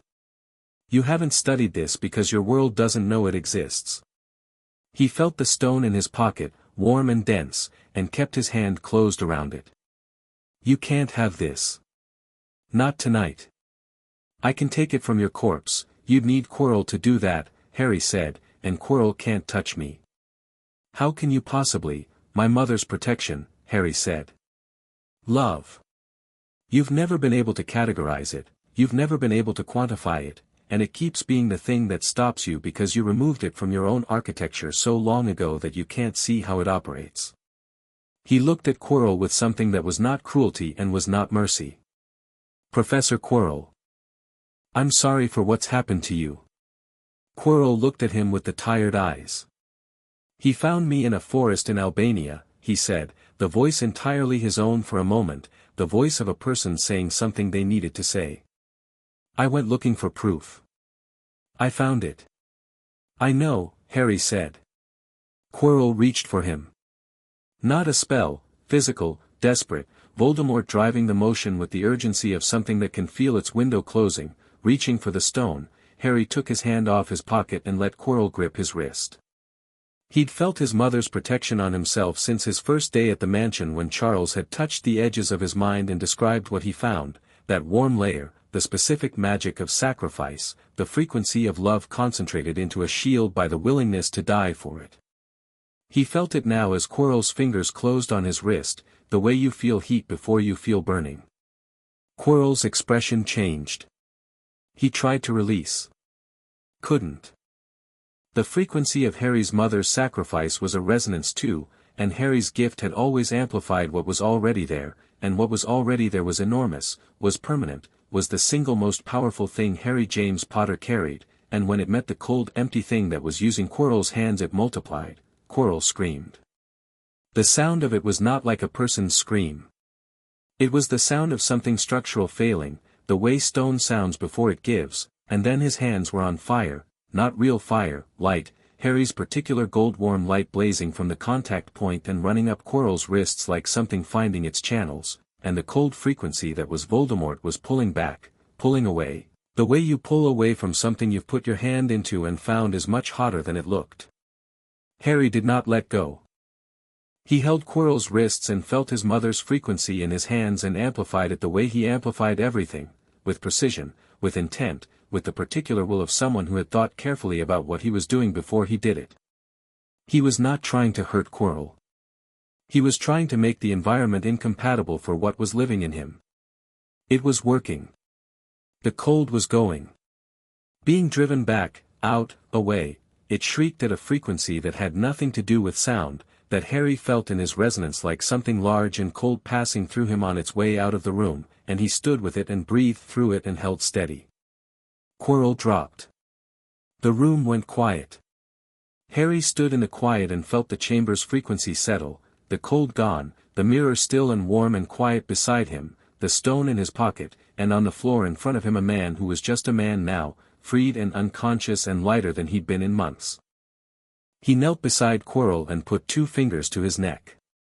Pulse, steady if weak. Breathing, shallow but even.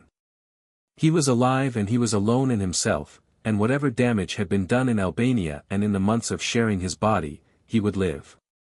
Harry sat back on his heels and took a long, even breath. Then he stood up, and picked up the stone, and turned around. Dumbledore was standing in the doorway. He had come back faster than anyone had expected, some instinct or some monitoring system or some connection to the castle's awareness that Harry had been dimly conscious of as a possibility. He stood in the doorway and looked at the chamber, Quirrell on the floor, the mirror undisturbed, Harry standing in the middle of it all, and his expression had the quality of something vast undergoing revision. "It's done," Harry said. "Harry, Quirrell needs the hospital wing," Harry said. "He's alive. He needs help." Dumbledore crossed the room and knelt by Quirrell with the focused attention of someone performing an immediate assessment, and Harry watched him and felt the full weight of the old headmaster's frequency, the complexity of him, the genuine care running through all the strategy, the specific emotion of a man encountering something he'd planned for and finding that the reality exceeded the plan in ways he hadn't anticipated and hadn't needed to, and that this was both better and harder than the version he'd been carrying. "The stone," Dumbledore said. Harry put it on the mirror's ledge. "I don't want it," he said. "It should be destroyed." Dumbledore looked at the stone and then at Harry. Nicholas, I know what it means for Nicholas Flamel, Harry said. But keeping it means this happens again. Someone else. Some other year. The stone existing is the problem. A pause. You're right, Dumbledore said, very quietly. I know you're right. Does Flamel know? He has known, I think, for longer than I have, Dumbledore said. That the time was ending. He looked at the stone. He's made peace with it. Harry nodded. He looked around the chamber one final time, the mirror, the stone, the quiet where something terrible had been. Then, I need to go back. Hermione and Neville are waiting. Of course, Dumbledore said, with a quality in the words that went beyond their surface, and Harry heard what was underneath them, and walked back through the black flames. Hermione heard him coming and was on her feet before he appeared, and the first thing she did was look at his hands and his face with the rapid assessment of someone checking for damage, and when she found none the relief in her expression was total and immediate and real. Done, she said. Done, Harry said. Neville exhaled. Harry looked at them, these two people, standing in a potions chamber in the middle of the night at the bottom of a series of protections, waiting for him with the easy steadiness of people who had decided to be there and were there, and felt something in his chest settle in the specific way of something that had been uncertain finding its position. Come on, he said. Let's go. They came up through the trapdoor and through the corridor and back through the portrait hole just as the sky outside was beginning to lighten, and the common room was empty, and they sat down on the floor in front of the fire because the chairs were far away and the floor was there and it seemed right. Nobody said anything for a while. The stone is safe. Hermione said eventually. The stone will be destroyed, Harry said. A pause. Quirrell. Alive. Hospital wing. He paused. He was a person who made a bad choice and paid for it longer than the choice warranted. I hope he recovers. Hermione was quiet. You're not angry, she observed. No, Harry said. At any of it? Dumbledore, the stone, I was angry, Harry said. When I was younger, about different things. About Privet Drive, about what was decided for me without asking. He looked at the fire. I worked through most of it. Being here helped. Being at Xavier's helped more, before here. The anger, it's not useful to keep once you've understood what caused it. He paused. Voldemort is going to try again. He's not gone, he's just removed. The longer game is still running. And you're in it, Hermione said. I've always been in it, Harry said. The difference is I understand the board now. Neville had been quiet.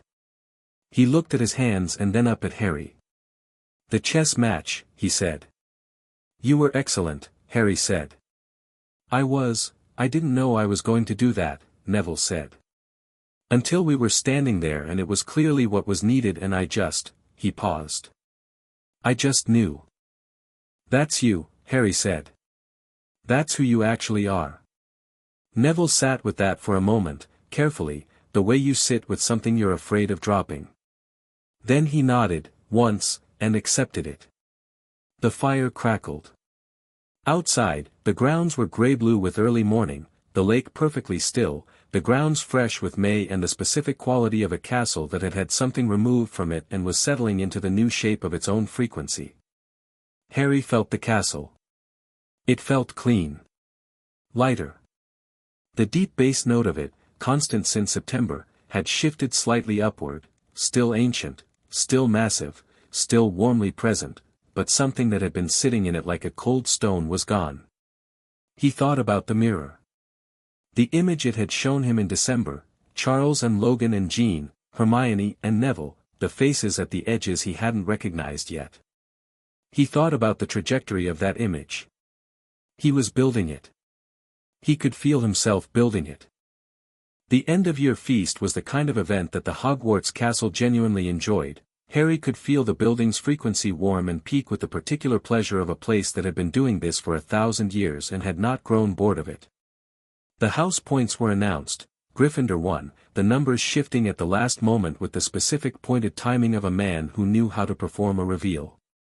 Dumbledore stood at the headmaster's podium and looked out over the hall with his blue eyes warm and his white beard tidy, and awarded last-minute points to Harry and Hermione and Neville, naming each contribution in turn.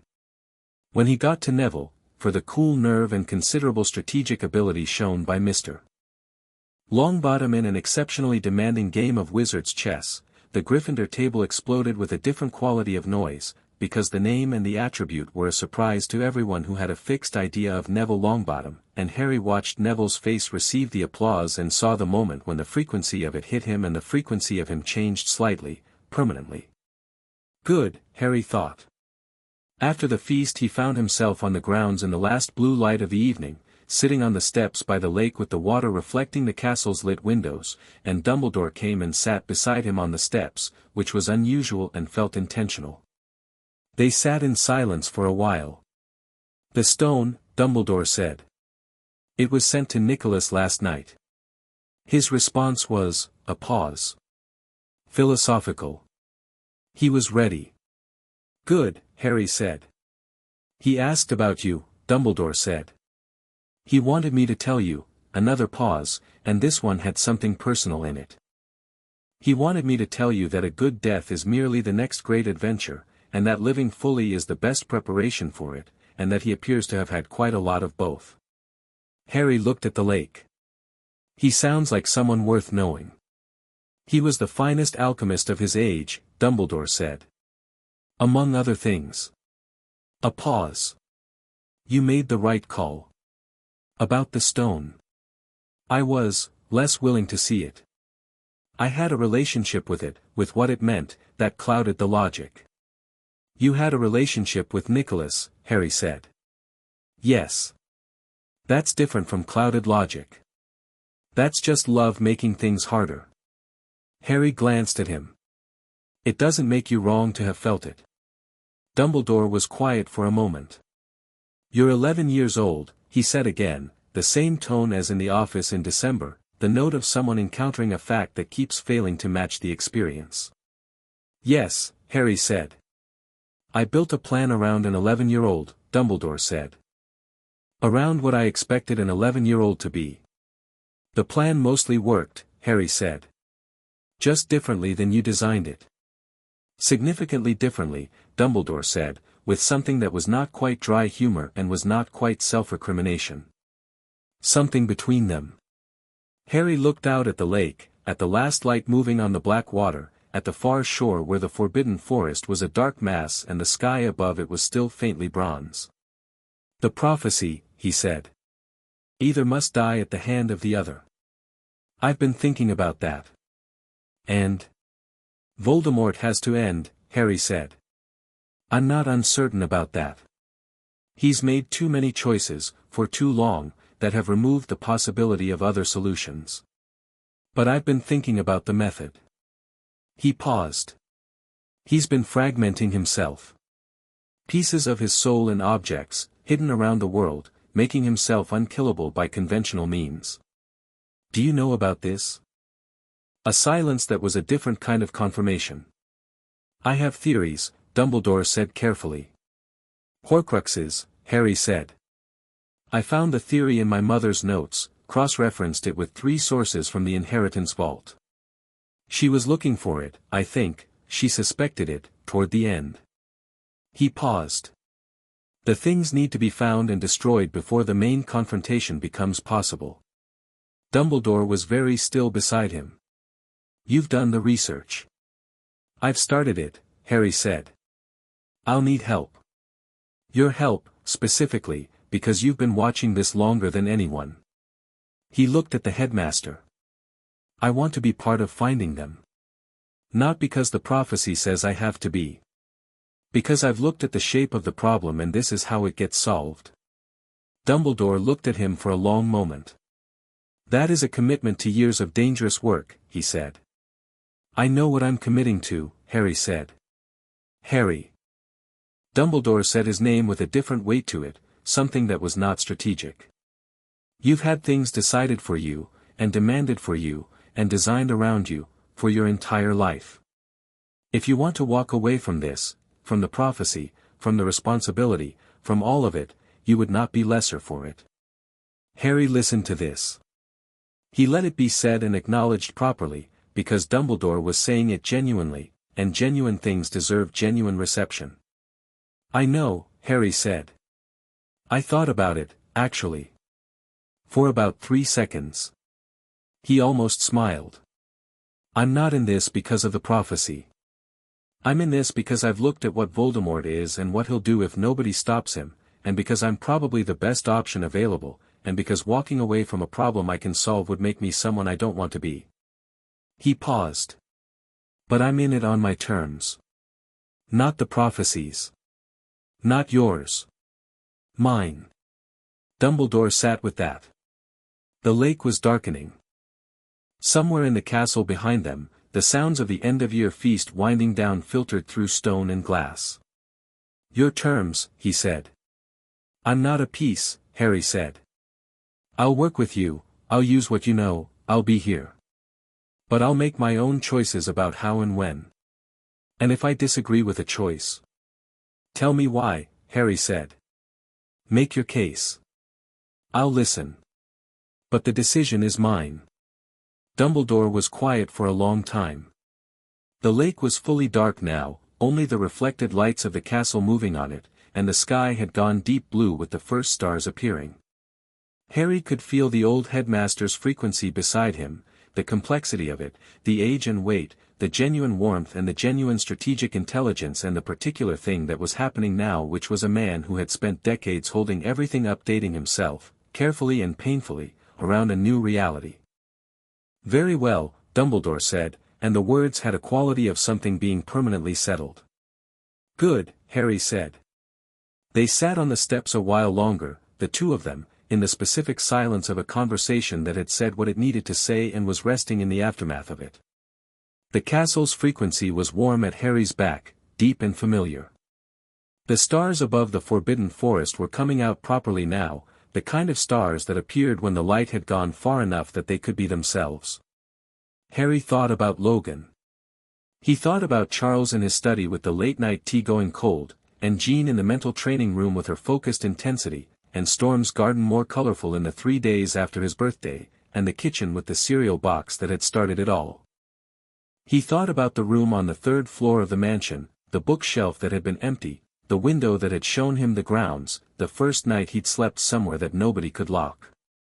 The train home was full of end-of-year noise and sugar and the specific liberation of 11 months of concentrated effort being set down temporarily. Harry sat with Hermione and Neville in their compartment, and for the first hour nobody said anything particularly meaningful, and it was entirely comfortable. Hermione was planning her summer reading list, which was already 14 books long and was growing as she thought of things. Neville was writing a letter to his grandmother that he was clearly trying to make longer than it wanted to be, stopping and restarting and looking out the window for words. Trevor sat on his knee with the practiced tolerance of a toad that had accepted its circumstances. What are you doing this summer? Hermione asked Harry. Going back to New York for most of it, Harry said. There are people I need to see. Logan will probably put me through training. He paused. There's also research I want to start. The other problem. The longer one. Hermione knew what the longer one was. I can help, she said, without making it an offer, stating it as a fact that had already been decided. I know you can, Harry said. I'll need access to certain books, she said, in the tone of someone beginning to plan immediately. Some of them might be restricted. I have access to the restricted section, Harry said. McGonagall wrote me a standing permission in March. Hermione looked at him. Of course she did, she said, with the expression she sometimes had when something was both not surprising and still somehow impressive. She wrote something on her list. I'll write to you over the summer. I'll write back, Harry said.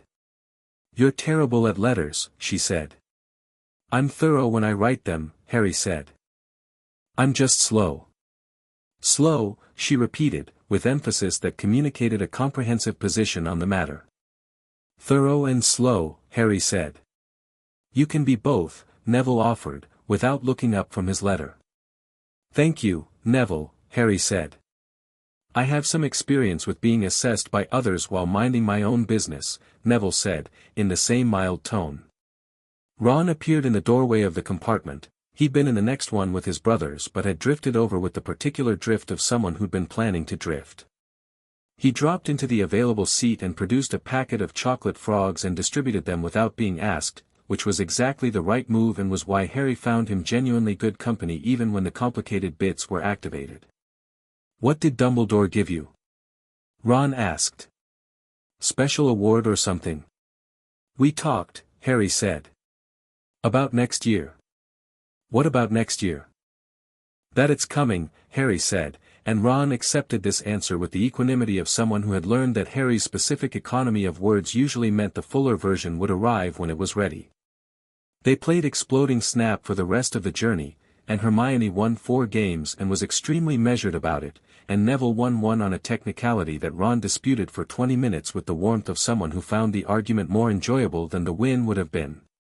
Harry leaned against the window and watched England reorganize itself from the North's open wild into the suburban South, and felt the summer ahead of him like a long clear stretch of workable ground. The Horcruxes. The research.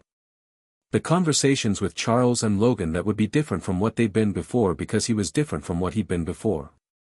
The letters from Hermione that would be dense and thorough and several pages too long in the best way.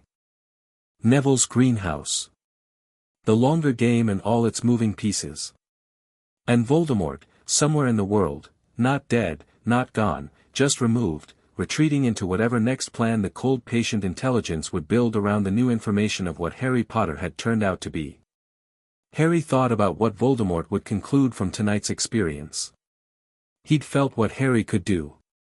He had no framework for it. He would research, carefully and thoroughly, and what he'd find would not be in his world's vocabulary, and that gap between what he knew and what he was dealing with would be the thing that kept mattering. The prophecy's power he knows not. Not love in the abstract. Love as architecture, as the specific and structural opposite of what Voldemort had made himself. And next to that, a mutant gift that existed entirely outside the system of power Voldemort had spent his entire life mastering. 2 things he couldn't account for. Harry closed his eyes and felt the train's frequency, the particular hum of rails and motion, the English countryside going past at speed, and let himself be still in the moving. King's Cross was loud and full and the steam and the crowd had the familiar organized chaos of arrivals. Harry stepped onto the platform and immediately felt the shift from the magical world's frequency back into the mixed resonance of ordinary London, not worse, just different, the broad shallow hum of many people with many mundane purposes, the particular frequency of a modern city going about its business. Logan was at the barrier. He was leaning against the wall with his arms folded and his expression doing its standard nothing, but Harry's resonance found him immediately, that old complicated frequency, the one that ran deep and tired and warm underneath the surface, the one that had been steadier than anything for 5 years, and Harry walked through the barrier and across the concourse and Logan straightened up. "How'd it go?" Logan said. "Well," Harry said. Logan looked him over with the rapid comprehensive assessment of someone who'd been trained in threat evaluation and had redirected that skill toward checking people he cared about for damage. "Whole." "Whole," Harry said. Something in Logan's expression settled. "Good," he said. One word, in the tone of several. Harry looked at him for a moment. "The longer game is running," he said. "I figured," Logan said. "I'm going to need to train differently," Harry said. "Over the summer. The things I'll be dealing with going forward, I need to expand the range and the precision." "Yeah," Logan said. "We'll work on it. And there are objects I'll need to find and destroy," Harry said. "Some of them will be in places that aren't easy to reach." Logan was quiet for a moment.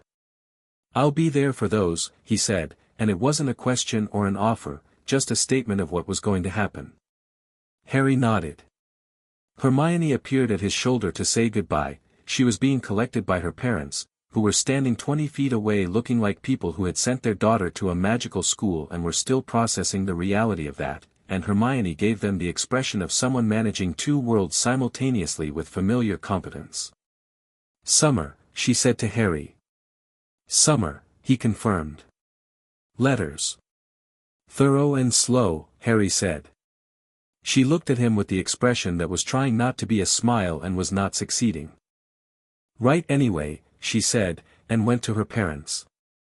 Neville waved from across the platform, his grandmother already beside him, a very upright woman with a large hat who was looking at Harry with the sharp-eyed assessment of someone who had heard things and was forming opinions.